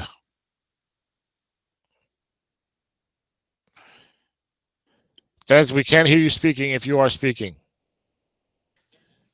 Yeah, there we go. Now he has Kyle. He has what is this guy's name? I didn't talk about the Rams guy, the defensive end. Right. Langford. I can't remember Kendall Langford. Kendall Langford. There you go. So trade. Here's his team. Trade Kendall Langford. Play Leonard Williams at defensive end and bring in Robert Ayers. He has a 4.10. Bring him in for passing downs and get a middle linebacker. Go to 3-4 right now. You play middle linebacker 0-4. Yeah, why not? I want Thompson, one of those guys, if you have a good nose tackle. So, yeah, I feel like it's a linebacker. You can get away with, if you play 3-4, you can get away with, weak inside linebackers. They have a good defense otherwise. So, Mick, I love you, Mick. And I normally Mick drafts very well. So don't hate me, Mick, for not liking your draft. But, I like it. Torrey Green Beckham, he got traded by the Titans. He's going to be good now? I mean, we'll see. He's going off the field problems too, I think. But anyway, we'll see. Maybe Mick's got it, and it'll be fine. Greg Vance is playing at least. That's not a bad pick in the 5th round at all. It's a good pick. Right, but he's one of those guys that's just filling in for an injury. So yeah, I know, but it's a pick 124 in this draft. Right. Montreal Alouettes, the defending champion. Okay, two-time champion. Yeah, we're not back to back, right? No, not back to back, but still, you win on a win twice. That's something good. Yeah, shit, it's twice as good as winning once. But absolutely, my favorite. I can't hear you. My favorite pick for his. Dennis, you're gone again. We have lost you, Dennis. Dennis, we can't hear you at all. This would be very entertaining for the people. The people watching and tweeting in. As Dennis and I yell, we can't hear each other. Well, I'll continue, Dennis, because no one can hear you, and hopefully you come back in. Hopefully I'm being heard. Looks like I am. Oh, you're back, Dennis. You conked out again for 40 seconds. Yeah, same with you. I'm not hearing you, so I don't know if it's me or you. Can you hear me now? Yes, I can hear you now. So my favorite pick I said was Funchess. So let's go on to the next team.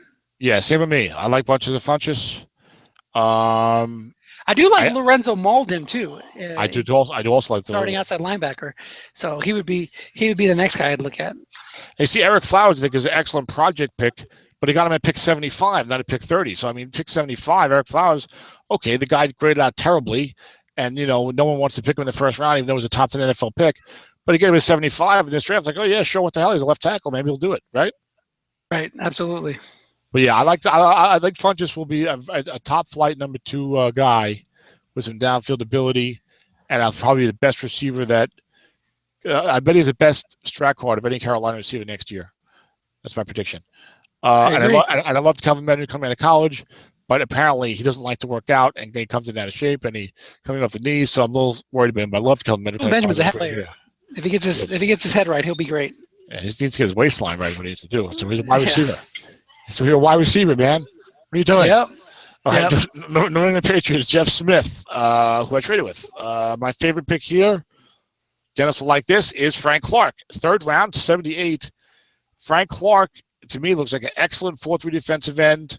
Didn't have any off-field problems last year. Had them coming out of college.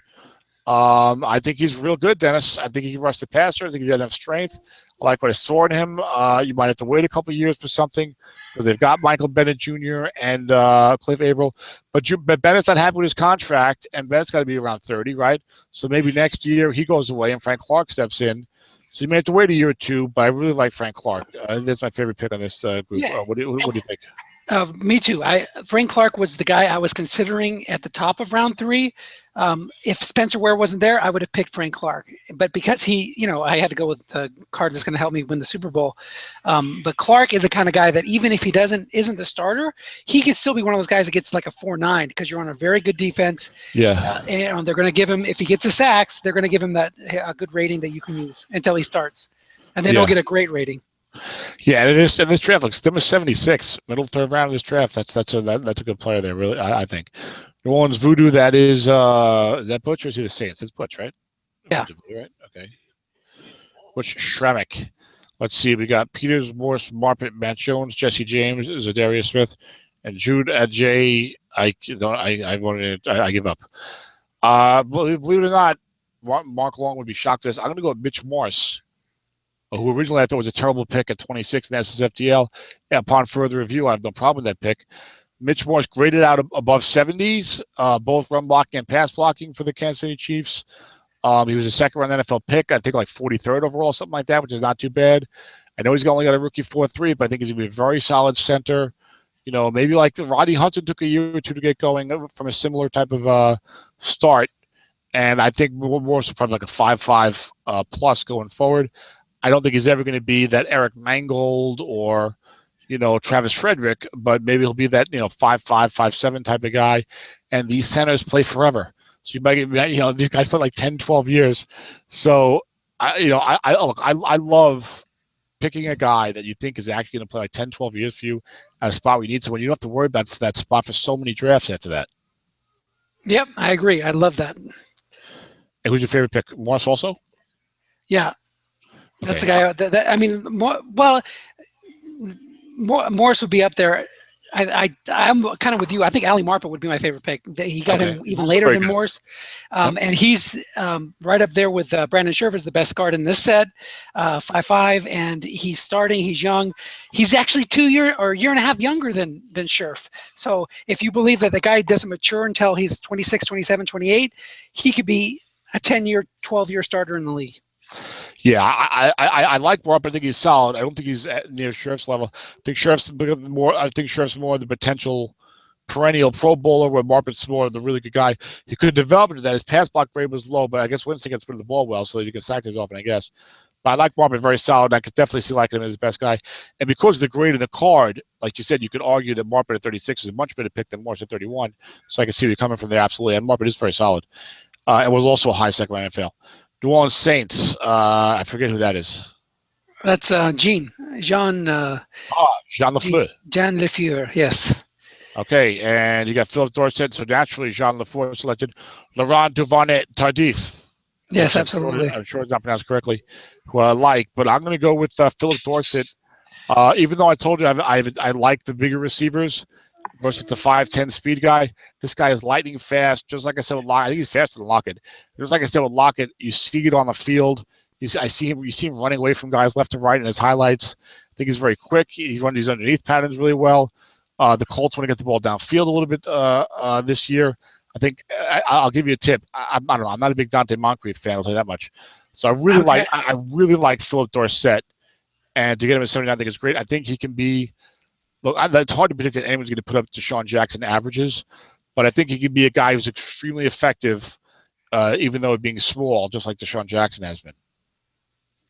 I agree, and my favorite pick would be John Miller. You get a 5th-round pick, a starting guard for the Buffalo Bills, so that'd be my favorite guy. Yeah, it's hard to argue with a 5th-round starter in this league. JETS Jets, not my team, unfortunately. It's Doug Riley. The Jets are my favorite NFL team, but I don't have that name in 2 weeks. And my favorite pick here, I got one contender, although that's a little high for him. I'll give it anyway because if I don't like all the picks, I go with Quinton Patton. Number 59 overall for wide receiver is not that heralded time. Really, that's your favorite pick. I'm not in love with a lot of the other selections here, mostly because of Mario Edwards' injury. But Patton, I think, looks pretty solid, looks pretty good. I don't mind some of the other guys like Quentin Spain, but I'm not just thrilled with the whole draft class, so I got to find someone like best. And Patton will be the Diner number here. I think he's pretty decent. I think he'll be a solid number 2, possibly going forward. That's my favorite guy here. I go with Nevin Lawson, who's a starter for the Detroit Lions at cornerback, although he's going to be pushed by Quandre Diggs. So, but he would be my favorite guy from this draft list. Now, this is a tough one for the Oakland Raiders. Tim Bollier, excellent coach, excellent GM. It's funny that Tim and I both have success drafting players, but oftentimes we disagree on players. So it's very weird how that works, how that could happen. He's looking at drafted 2 because he won the Super Bowl a couple years ago, traded for Tom Brady last year. I had to give him a lot. He had Shane Ray, number 27, and Tevin Coleman, 57. What do you think about Tevin Coleman? I think Tevin Coleman lacks elusiveness completely and will not be a good NFL running back. That's what I believe. Okay. There was some talk that the Falcons wanted to start Tevin Coleman over Devontae Freeman last year, and now that he's back, there's some talk about him eating into some carries. But I watched Freeman in the preseason. Man, he looks great. So I wouldn't worry about that if Devontae Freeman owners. Well, even though I've got Freeman in Sami for 5th round, I think last year, I'm not the hugest Devontae Freeman guy myself. I think he's going to be effective. I hope he does great because on my team. I'm not a big Coleman guy. Coleman's really good. He's got a great card, though. And Tim's going for the year, so I'll have to go for that. There you go. I'll go that route. Coleman is my favorite pick of these 2 because he has a great card for the year. I think he fumbles a lot on it. And Tim, I'm sure, is a very good team. He's got Tom Brady. So I'll go with that. But I don't like either pick for the future, really. But Tim has proven me wrong before, just like last year with Stephon Tuitt. Go ahead. Yep, no, I agree. That's my favorite of those Coleman. 2. Okay. Yep. And Oklahoma Outlaws, that is O'Reilly. One thing I'll say about Coleman is that when you have time out. Hold the presses. Bad scrolling by me. Oh, Stephon Anthony. You love Stephon Anthony, number 87. I think possibly the best pick of the entire draft. So forget about not liking the 3 guys. There you go, Tim. Stephon Anthony, I like him. He moved to the outside. Here's the thing. This guy played over 1,000 snaps and did not grade out well, like right around 50, which is bad. But I really like his video. I think he's like 6'2", 238, so he's like big enough. They're moving him to the outside. Get him here. Look at him at a linebacker. This guy was calling the signals all year long on a terrible defense, The sliding him outside, I have no idea whether he's better suited outside or inside, but hey, maybe it'll work, okay? I really like what I saw on his highlights. Some linebackers have a lot of responsibilities. It takes guys some time to get going sometimes. You get him at number 87, virtually the last pick of the 3rd round. I guarantee he was in my top 50. So I'm not saying he should have gone over. I'm not saying he's my first or second even outside linebacker. I'm not sure where he is on the outside linebacker list, but I know he's in my top 50 players. So let's listen to Nathan. Get him at 87. I think he's going to be very, very good. I think it's an excellent pick by Tim. And so let's ignore this. See, now I said all these bad things. One thing I'll say about Coleman, just to finish him up, is that you want those freak running back cards to help you win titles. You don't want them now in this league if they're under 64 carries, and Coleman has 87 carries or something like that. So at least you won't get hampered by that low usage fatigue. Yeah, that thing's crazy. Okay. So. Well, I don't know if it's crazy. I don't think it's bad for mostly. No, but you get a guy like Mike Gillisley who has a great card, but he's going to get stuck on whatever his average per carry is at the max. I got you. So who's your favorite here? Ray Coleman or Anthony? I'll go with Coleman. I'll stick with Coleman. Okay. Oklahoma Outlaws is Doug Riley, right? Yeah. No, Sean. Oh, Sean Riley. Sean Riley. Yeah, Doug the Jets. Yeah. I meant to say Sean. I was thinking of Sean. who I've drafted against many times. You got Malcolm Brown, Jamison Crowder, Ryan Jensen, and Garrett Selleck. I like Malcolm Brown that late. That's probably my favorite pick there. A 5-rated defensive tackle at 23rd overall. I didn't expect to see any 5s on the defensive end available after pick 20. So that's a nice pick. I'll agree with that because that Brown is solid. I like Crowder, but he's hurt right now, and they get the development receivers over there. I like Selleck, but Brown's so solid, so you got to go with him. Selleck's like a good late. There's some guys I like good late picks. Like, not that I know the guys can definitely do something, but he looks like he has a chance. He has the ability, really get the opportunity, whatever. Is he really good enough? Who knows? The Eagles, Dave Szymanski. Okay. I don't think this is one of Dave's better draft classes, and normally drafts very well, but just like Tim, maybe he'll prove me wrong again. I guess I'll go with Todd Davis in the 4th round, pick 108. He might be starting an inside linebacker for Denver. Wasn't thrilled with him when I saw his clips, but you get a potential starter in the 4th round is what I'll go with. Not that bigger than the rest of the draft class. I mean, Donovan Smith's not bad where you got him, actually, but I'll stick with Todd Davis. I will go with Rashad Green, who you think, oh, he's got a punt returner in round 3. He was actually on Football Outsiders top 25 list as a possible receiver there. Sleepers. Yeah, so top 25 sleeper. So I'll go with him. Okay. Phoenix Cardinals, Dave Will. Scroll up a little bit. There you go. Yep. Perfect. Got famous Jameis Winston. Got who traded up for Jamon Brown, Max Garcia, Maurice Alexander. No brainer to me, Dennis. You got to go with Max Garcia, the 4th round guard, 4th round in our league. I don't know what the hell he was in the NFL. I believe he's scheduled to start at left guard for the Broncos. You get either in the early 4th round. It's a Gary Kubiak system. They tend to produce good offensive line ratings. So I like that pick a lot, and I like that player as a guy who's not going to get drafted. I love guys who aren't going to get drafted too highly, who look like they're going to be pretty good, and you get them in these like 4th, 5th rounds, whatever, pick 100, 120, and you end up with a guy who starts you for 4 or 5 years or something. It's nice. Yeah, my favorite pick is Jameis Winston. When you don't have a quarterback, it really hurts your ability to build a team. Last year, Dave spent 1st-round picks on Mike Glennon, or was that 2 years ago? Mike Glennon and Geno Smith. Top 10 picks. He's able to get off. That just kills you. That just sets you back a year or 2. So he's able to get off the Geno coaster and ride Jameis Winston. And even if he's just an average quarterback, top 15 guy or 15 to 20 guy, that is valuable. Absolutely.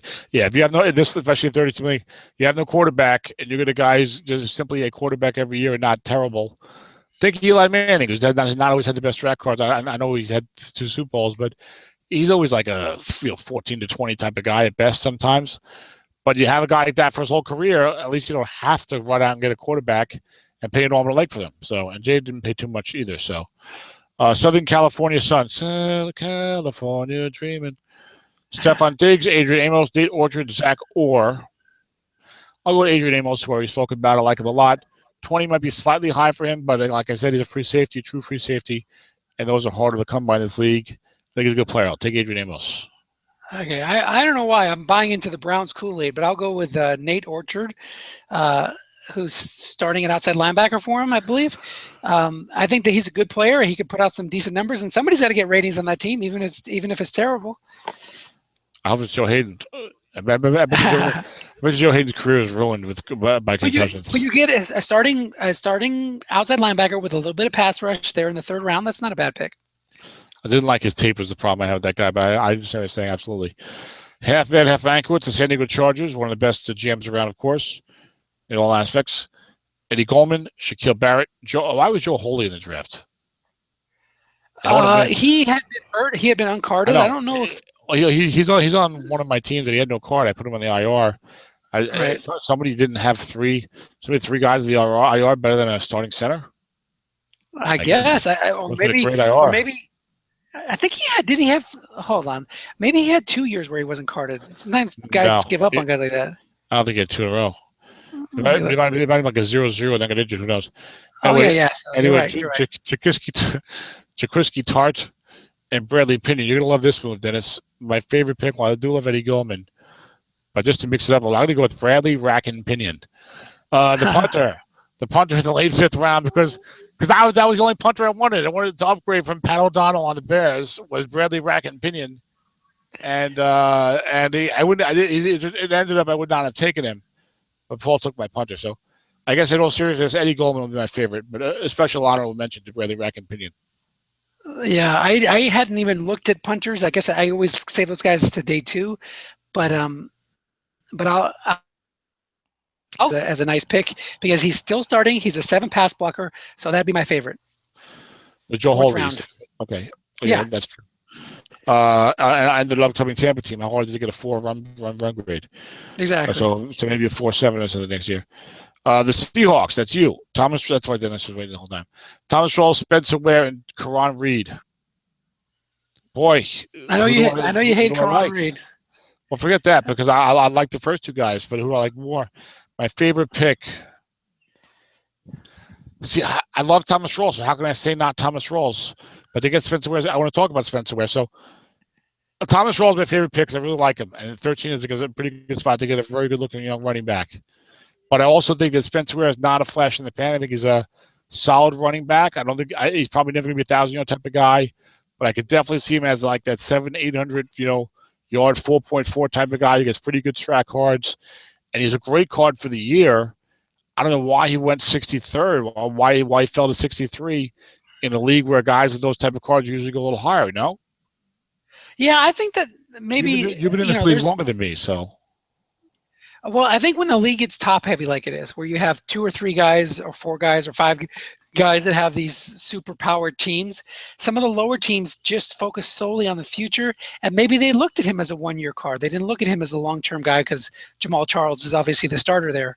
But that could be the only thing I would think of because you've even had guys like, who was that New York Giants running back, David something or other, that broke his neck. David Wilson. Not David Williams. David Wilson. He went in the round. He went in like the 12th overall pick a couple years ago, and he had the same kind of impact kind of card that Spencer Ware has. So I don't know. This card.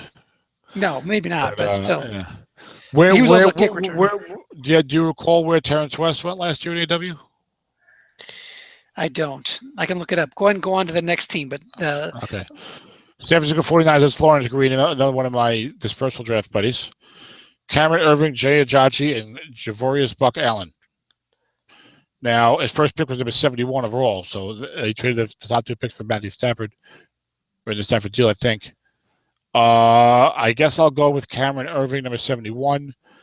Played terribly last year as a guard, but he was a college center, and will be playing center this year for Cleveland. And it was an NFL first-round pick, but I'm not that big of the other 2 guys. I kind of like Jay Ajayi. I liked him, but I guess his highlights look better than his production because by a limping Arian Foster. So I'll go to Irving. Okay, Terrence West went in the 3rd round with the 12th pick to the New Orleans Saints. So I'm wrong. So kind of the same thing. Pretty similar. Okay, I take it back. Gordon Wind.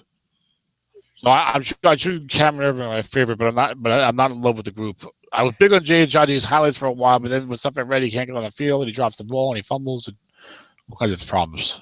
I'll go with Buck Allen. I think. Well, I guess they released Justin Forsett, and then they brought him back. So I don't know what's going on there, but Buck Allen in the 5th is my pick. I think he can catch the ball. He can run the ball. He's got a pretty decent skill set. The Shreveport Steamer. Let's see. I keep picking the first round picks. I do like Matt Paradise. I'll go with Brandon Scherf at 22. We already spoke about him. I think he's going to be an excellent guard. I think he's going to be a 6 starting next year automatically. And he's going to be a 6'5" or 6'7" pretty much every year. Number 22 is a good spot for that. I like offensive line play, even though I know we're in a double counting league. Sometimes they're more reliable. I feel more confident in Brandon Scherf's ratings than I do in a lot of these defensive guys that we like. You know what I'm saying? Right, I agree. And then you can get, the thing is, like you said, you can get those guys and not worry about that position for a while. You guarantee you're getting somebody who's going to be useful to you for several years. That's what you need in these 30-team leagues. You need guys that are going to produce for several years and not just 1 year and gone. Yeah, even the 24-team leagues. Also, I just feel like when you can fill up. I try to fill up my team with guys until I just roll out of bed one day and, oh, well, look, the set came out and I've got 22 good starters. You know what I'm saying? Right. Or pretty good starters. And when you're constantly getting guys that are 7 to 10 year starters of quality, you start filling up positions. Then all of a sudden it's like, oh, you know what? Now I can trade a 1 and 2 for a stud running back or whatever the hell it is. You know what I'm saying? Exactly. Anyway, long term. St. Louis Cardinals, Dale Van Dieven, he's going for the year. Yep. Tyler Lockett, Deshaun Goldson, Ben Heaney, Shanshana West, James Hanna, love Lockett. Yeah. You love Lockett. Sharknado. I kind of like Ben Heaney, but at 84, I can't say. Okay, 84. That makes me him the favorite pick. I'm gonna go with Shaq Mason in the 5th round. I know he's backing up. I know he didn't grade out that well, but he did play good snaps. And I think it was a decent NFL round of picking maybe 3rd or 4th. The Patriots, sooner or later, every lineman of the Patriots gets in there and has like 2 or 3 decent years. So I'm gonna give him Shaq Mason. Of course, I like Lockett as well, but he judged very highly, and I kind of like Heaney, but a little early. Yeah, I love Rams. Gary. Love Lockett to get the 4 or 5 positions taken care of at once with him. So yes, St. Louis Rams 4 or 5 positions. Well, 4. You get your wide receiver. Is he a punter? He's your LK and you get your LP. Is he doing the place kicking? He's the LP, so you don't need 2 punt returners. He's an LK, so you don't need 2 kick returners. That's four spots, and then the wide receiver. All right, and then the punter. Yep. The St. Louis Rams, Gary Nagata, Danny Shelton, AJ McCarron, Grady Jarrett, Matt Darr, Randy Gregory. I'm going to go with Grady Jarrett, the 3rd round pick, number 86, who is in Football Outsiders top 25 sleepers. Graded out pretty well, I think, in PFF in very limited snaps. So I worry about that. He could just be another guy that does absolutely nothing because there's been a ton of guys like that before, but I'm going to give him the nod. I was going to go honorable mention to Randy Gregory when his suspension looked like it was going to get reduced to 4 games, but now that's unknown. I like Randy Gregory's tape. I don't like Randy Gregory's habits off the field. Yeah, he's a little happy-go-lucky there with the wacky tobacco. So I will go. I'll go Danny Shelton. I do like that nose tackle. You get that guy if he turns into a nose tackle 5 for the next 5-6 years. That's a solid pick. And you know what? AJ McCarron. Possible long-term quarterback, but he has a very usable card this year. So that's something to keep in mind. I don't know if Gary's going to play him, but he could be a starter in this league. He has a very usable card. He certainly is good. Has a card good enough to be a starter in this league. I didn't like. It was funny. I liked what I saw him when I was watching that playoff game against the Steelers live, but on the tape, I didn't like what I saw. His arm was just so weak. And Grady Jarrett. I'm sorry, I'm going over my own rule, but Grady Jarrett's the guy who could be a 5 defensive tackle for several years as well. He looks good to me. Indeed. Tampa. Well, do you know who Gary's quarterback is? Is it going to be AJ McCarron? I think it's Flacco. Let me look at his roster. McCarron would start with Flacco this year. Absolutely. Gary right now has. Yeah. Oh no, he has Big Ben Roethlisberger. So it's either Roethlisberger or McCarron. McCarron might start with Big Ben because of the picks the Big Ben's got this year. I have to look at my rankings. Tampa Bay, I'm pretty sure as a matter of fact, McCarron's card is probably much better than Big Ben's this year because of the picks, but maybe not. Tampa Bay, Mike Ramos.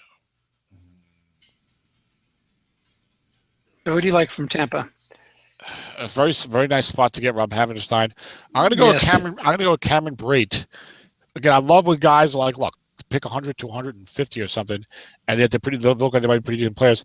At a Harvard, pick 105, Cameron Brate, the tight end who is tall, is like 6'7", I think. Not slow, but he's not particularly fast. But apparently catches everything like thrown at him. And Jameis Winston likes throwing to him. And Austin Zafarian Jenkins, who has got all the talent, as apparently being more than a bit of a knucklehead, getting himself thrown out of practices and yelled at by the coach. So I'm not saying this guy Brade's ever going to be great, but he could be okay, 40 catch type of guy. I'll go with that, even though Rob haven't seen him mid-second is nice. And I'm going with Havenstein. He's a mountain, and he's going to be an anchor on Gary's line for a while. I like him a lot. There you go. I can hear, Dennis, in your voice, the urgency that you need to go. Is that correct? I can hang out a little bit, but yeah, I gotta get the lunch. My wife's working tonight, so I gotta get the lunches ready. I gotta clean up, all that good stuff. So. Oh yeah. So there's our draft review. And again, I don't know, Dennis. I feel like the more I do these shows, the harsher I'm getting. What do you think? I think you're always a bit cynical and a bit harsh, but I think that's what we need. People don't want to have their butts kicked all the time. You know me, all positive and happy and thinking of the best case scenario. I said butts kissed, did I? Oh, I said butts kicked. I agree. That people don't want to. It was a Freudian slip. People don't want their butts kissed all the time. Maybe they need a good kick in the ass. Yeah, you were thinking of the trading environment at AW. What was your terminology? The don't make me repeat it. Trades or give me the wording on that. Give me the word comically one-sided deals. I think I'm on a one-way path to get kicked out of AW. I'm complaining about what I was killing them. I was killing them on the dump off removal because they didn't. I was killing them on not listening, on getting feedback from us in the rules. Your championships are meaningless because of the one-sided deals you have made. Boom! I did not say that. Dennis, your double-digit wins year in, year out are meaningless because of your one-sided trades. There's only one correct way to build a team, and that's to draft for the long term. Thank you, Professor Cook. You know who? Dave Malt. That guy knows how to do it. I don't see Dave Malt ripping guys off there, right? Look, I got to be careful, Dennis. It's the only 32 million out there. I don't want to get thrown out. When Andrew, I'm so happy. Look, I'm so happy with my team right now. You know what? That lacerated kidney is the best thing that ever happened to my team. I'll tell you that. If Andrew Luck had a normal season, I would be like a 9-7 club.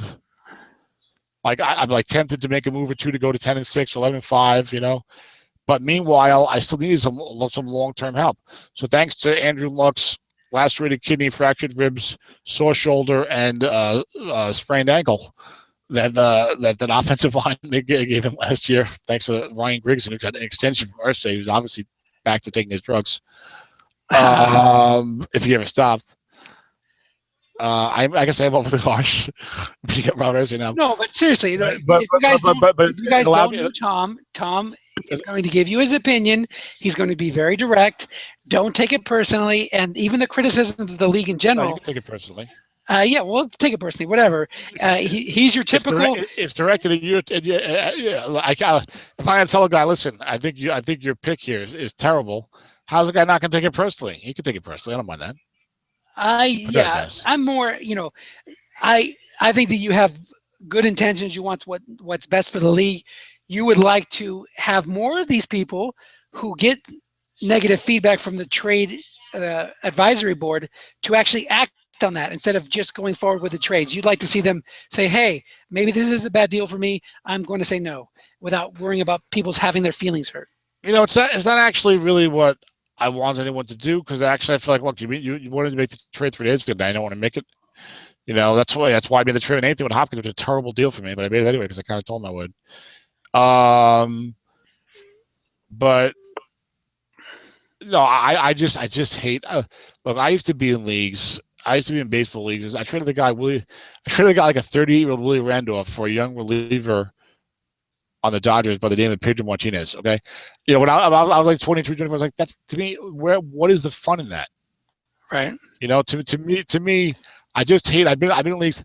I just hate. Look, we all know there's the same amount of time to dedicate to the game as someone like me or someone like you. You don't actually have the time. You're just so into it that you make the time. Okay, but not everyone has the passion or the time. Okay. And then also look, in any endeavor, there's gonna be guys who really know what they're doing, or the guys who maybe don't know what they're doing as much. And I just hate to see the top 7 or 8 guys just living off the bottom 7 or 8 guys. It's no fun to me. That's not fun to me. They put those protections in place where you can only make 2 trades with protection. Where you can only make 2 trades with the same coach. Oh, okay. So you can't make. So you can only make 14 rip-off deals a year. Where are my sound effects? How will you ever feel the roster that way? As I just hate it. Look, coming from the leagues that we're in. But look, I understand the other part of it too, because guys have said it to me, like Barack Long said to me. Look, I've been in leagues where there's been a trade committee that, like, the guys didn't know what they're doing, and they're stopping trades that clearly should not be stopped, and that would be horrible. Also, you and I just happen to be in a series of leagues where there's a trade committee of very knowledgeable, experienced Strat football coaches, and the only trades they ever stopped are trades that any idiot would look at and say this is a one-sided deal. You know what I'm saying? Right, but even with that, you say in Autumn Wind only 1 or 2 trades are overturned by the trade advisory board. Well, in SOMIFA, only 1 or 2 trades are also overturned. The trade advisory board doesn't overturn trades. Okay, but only 1 or 2 trades are rejected after the advice of the trade, or abandoned. I guess the term is abandoned. Only one aborted or two is the term. Aborted, man, that's harsh. So. Yeah. Well, no, I don't know 1 or 2. The one this year is the first one I saw. It's still the same number of trades that don't get the one all the way through. The one this year, the first one I ever saw. No. Well, what happens is the one this year, the first one I've seen aborted. You've seen other aborted trades in the last few years in Autumn Wind?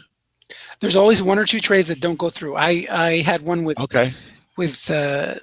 maybe they're just me. The ones that I did one maybe 3 years ago or 2 years ago with Tim that I didn't go through with. I had another one where somebody else didn't go through with it with me. So were the tab evaluations pretty adamant that it was a very one-sided deal? No, actually, the trade that I didn't go through with Tim was half the people said it was good for me, half the people said it was bad for me. I just had cold feet. I had second thoughts. So you aborted it? Yes, I aborted it. Okay. I was giving up a first-round pick for when we still could trade first-round picks. I agree that language is a little unsettling. Yeah.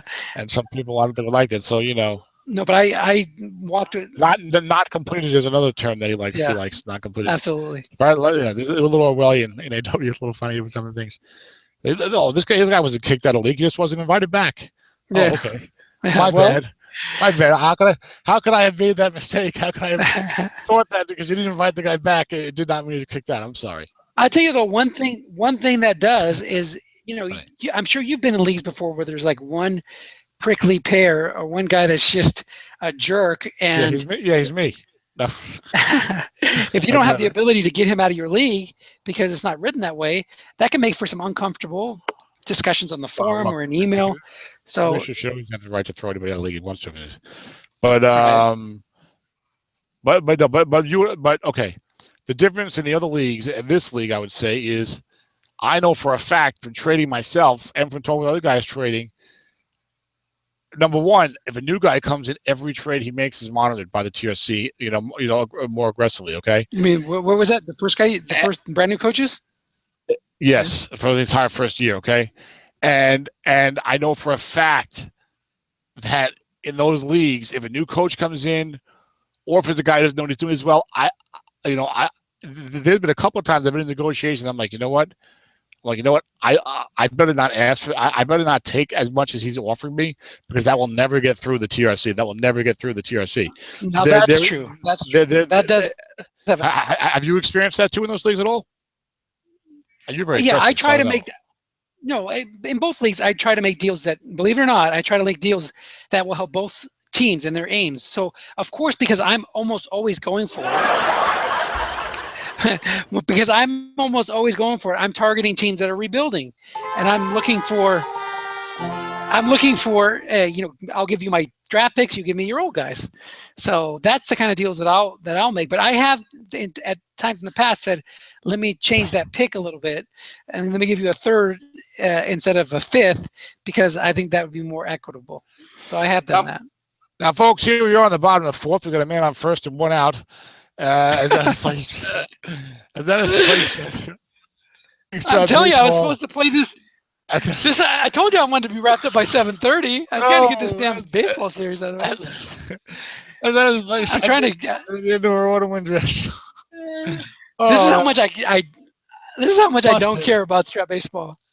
Busted. I don't.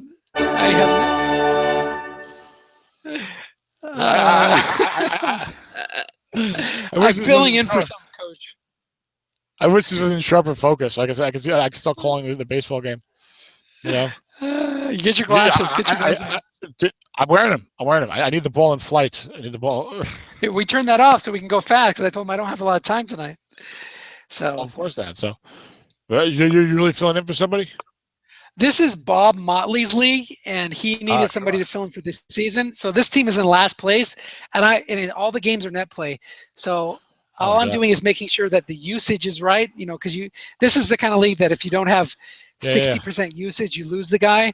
So I'm playing a bunch of crappy players and just trying to get through the season and make sure that whoever the real coach is will have a full roster to pick their keepers from. Is it a 162 game season? No, it's like 15 games a month for 6 months. So what is that? 90. 12. Yeah, so it's a 90 game season. Oh, okay, that's manageable. Okay, all right. So it's bad enough. You're in 13. How many baseball leagues are you in? None. I'm just filling in for this guy. Somebody gave me, because I help people with their connection problems. Yes. Somebody their code for baseball. They said I don't need it. So I haven't bought baseball since 2012, and said that when Bob needed somebody to fill in, I said, oh, okay, whatever, I'll do it. So. I don't miss it. I'm not going to rejoin this league next year. How in the world do you keep clicking on showing my picture on the thing? How do you do that? What do you mean? Oh, you can I've got you locked. click the icons at the bottom. Click the icons at the bottom. No, I have that. I have it locked on you. Okay, but I put it on the. But somehow you're seeing me when don't I have control? Did you take control of me? No. What you're seeing is you've locked on my screen. And on my screen, I'm looking at you, so that's why you're seeing. So I'm seeing. I'm choosing what I'm looking at. I'm choosing at what screen I'm doing. I'm sharing my screen. That's why you're seeing. How? Okay. I'm sharing my screen and I'm clicking on this little box of you in the corner. If you were sharing your screen and you click on the little box of me, it would show up whatever's on my screen. I know, but you're showing. Yeah, I got you. Whatever. Okay. Anyway, it's a long story. But anyway, so that's our one day one. You can try it here. I'll unshare. Now you can. Right now, I'm too tired. I'm not gonna do it. Okay. I refuse. So I hope you enjoyed that. You can tune in and watch me play Strat baseball. I think tomorrow night I'm gonna have another series. So. But talk about this draft class real quick. I feel like it's a very good running back draft class. Maybe you have to say it's a great running back draft class. If you believe in Todd Gurley, David Johnson, and Thomas Rawls, I mean that's three really good backs for a class. And you got Abdullah, you got Jeremy Langford, then you still got guys like Melvin Gordon and Spencer Ware. So if you had holes at cornerback, guard, and running back, this is a great draft for you. I think those three positions in particular are really strong. You said guys like Matt Jones and T.J. Yeldon and Tevin Coleman, who are all getting big opportunities in the NFL. Yeah. Interesting. So, all right. So I think we're done here. I mean, we can shoot the breeze if you want. I know you're playing. What game of the series are you in? That was it. I'm done. So we're good. Swept again by this New York Mets team that I'm playing. This is how we do it. But I feel like this draft class. Let's go Mets. FAN. Do. I used to listen to the Mets games. Let's go. The Mets have a long history of having very good announcers. Yes, I love their announcers. When I was really into baseball, I would listen to. At work, I would put on the MLB radio and would listen to the Mets games and the Yankees games, like it was like 4 o'clock or 1 o'clock my time. And the Mets announcers are fantastic. The radio announcers are fantastic. Yeah, well, the Yankees had that shameless homer, Michael Kay, as their announcer forever. I still enjoy them too. But oh God, it's YouTube positives. I can't listen to that. Well, I heard that in New York, we kind of don't really tolerate an announcer too much of a homer most of the time.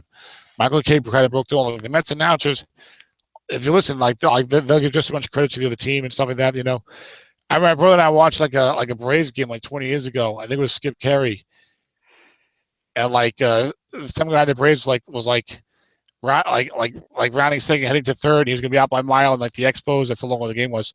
The Expos threw the ball away. And the guy ran to score, and it's like a regular season game. And Skip Carey's like, "Oh, they threw the ball away. Bad for them, good for us." And I was like, "Oh yeah." I never heard that in my whole life. Right. Like the men announcers, like they'll tell you what happened, but they'll try to maintain some impartiality. I think more so than what I read. I don't know if it's true or not because I haven't read too many places. But that's what I heard. Yeah. Well, growing up out here, we have Vince Scully, and he's very impartial. But I don't mind listening. Like when I would listen to those out of city broadcasts, I don't mind when you have a guy like Ron Santo, who was the color commentator for the Cubs. Yeah. And or I don't mind having those guys as the color commentator. I don't like those guys as the play-by-play guy. You know what I mean? I got you. Yeah. Well, when a guy has a certain personality, you know how he is, and Ron Santo was an old Cub, of course. That's a different story. You know what I'm saying? The guys like Phil Rizzuto was like that with the Yankees. So he was funny. Yeah. He was always leaving the game in like the 7th inning early or something like that. So of our 30 or 25, there's got to be only maybe 1 or 2 that have listened all the way to the end. Am I right? Staying around for post-game baseball talk or? No, I don't know, guys listen. About this draft, I would say there's some good players. There's some players I like a lot. I think that top 15 is very strong, especially the top 10 to 12. Then I think of that 25 to 50 range. There's a couple of guys that slip in there who I think have the potential to be real, real good, like Denzel Perriman or Bernardo McKinney. Oh, that's the other thing. Linebacker is really strong. Inside linebacker. Yeah, another position that's really. Yeah, which is good because it seems like they're hard to find now.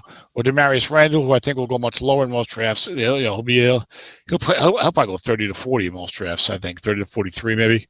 But overall, but like after that, like once you get past once you get like the 50s, I just feel like this draft class just plummets. Yeah, it's like you gotta you can find guys and you're kind of scraping for guys that you like, but I just feel like in most years there's guys you like a lot more. And usually there's more ratings. So those guys in the 2nd round, 3rd round that you're taking, usually you have a 4.5 in there or 5.4. So it seems to be a lot of zeros in there this year, like 0.4s that you have to wait for them to develop next year. Even a guy like Kendricks going in the 1st round as a 0.5, you don't usually see those 1st round prospects. They at least get a 4 typically. Denzel Perriman's a 0.5 also. Exactly. That's another guy. That's like the split ratings have created the dynamic where you see some of the rookies getting zeros at their weakest area the first year they're rated. So this is a weak draft for where is this a weak draft? It's a weak draft for offensive tackles. And I would say centers. Yeah, there's not a lot of centers. I heard somebody say it was a deep center draft. I don't think so. No, I disagree with that. Yeah, I don't think it's a very good draft for tight ends or wide receivers. Oh yeah, it's terrible for tight ends. You have a couple guys, but they're not. I'm not as big on Clive Watford as everyone else is, but yeah, I would say it's a weak draft for offensive tackles. Terrible. There's tight ends that I kind of like as like those 2nd level guys who might do something, but you don't feel as confident. There's a weak draft for tight ends, weak draft for offensive tackles, a weak draft for centers, but center's a funny position. I would say a weak draft for wide receivers. Yeah, I agree with that. You have some guys that could be good, but no sure things again. I guess I don't know. Could I say weak draft for safeties? Maybe not. And Byron Jones and Adrian Amos we like. So no, yeah, and then you got some other guys floating around. Maybe I can't say weak. So it looks like it's maybe more of a defensive draft. Very strong draft for running backs and linebackers, like you said. Guards, I think it is pretty strong. Guards is interesting because it's a little top heavy. You got Scherf, you got Marpet. Then there's like a fall off. There's a lot of guys that would go 80 to 150 who might end up being pretty decent long-term starters at guard. But right now we don't know if we can see it. You know what I'm saying? Yeah, and you don't like Lake and Tomlinson, and I do. So yeah, that's this difference of opinion there. So, but I always love drafting. I hate sending a list in because I would have made some trades, I'm sure, to move down to get the guys I wanted a little lower, maybe. But well, let's wrap this up, and then I have a trade advice to ask you offline. All right. I'm sorry, Dennis, but I'm not going to give you C.J. Anderson for your 7th round pick next year. No, I'm good. I'm good at running back this year. Although, thankfully, even after the tab evaluations, we could make that trade. So, but I want to run down. But let me tell you real quick. I talk about my own teams too much. I know that, but what do you do? That's the No, cost of the show to do. we're putting the time in. I'm pretty happy with after this draft. I'm pretty happy with the way my Berlin Thunder team looks.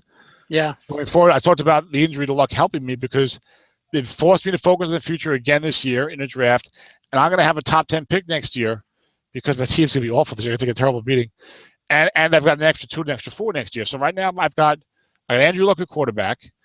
I got C.J. Anderson, Amir Abdullah, and Christine Michael as running backs. I got Michael Floyd and Chris Conley at wide receivers. Tight end shaky. I got Max Williams, Jason Morrow, who's picked up by the Titans, and Tyler Croft. But they're youngish guys, especially Max Williams and Tyler Croft. I got Travis Frederick, Andrew Norwell, and Orlando Franklin as my interior OL. I got Cordy Glenn at one offensive tackle spot, Matt Khalil at the other, so he's another offensive tackle.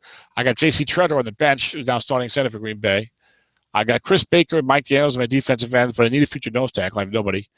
I got Mark Barron, Brocavius Mingo, and DeAndre Levy at outside linebacker. Brian Shazier and Deion Buchanan inside linebacker. I got Demarius Randall at one corner. The rest of my secondary is very shaky, though.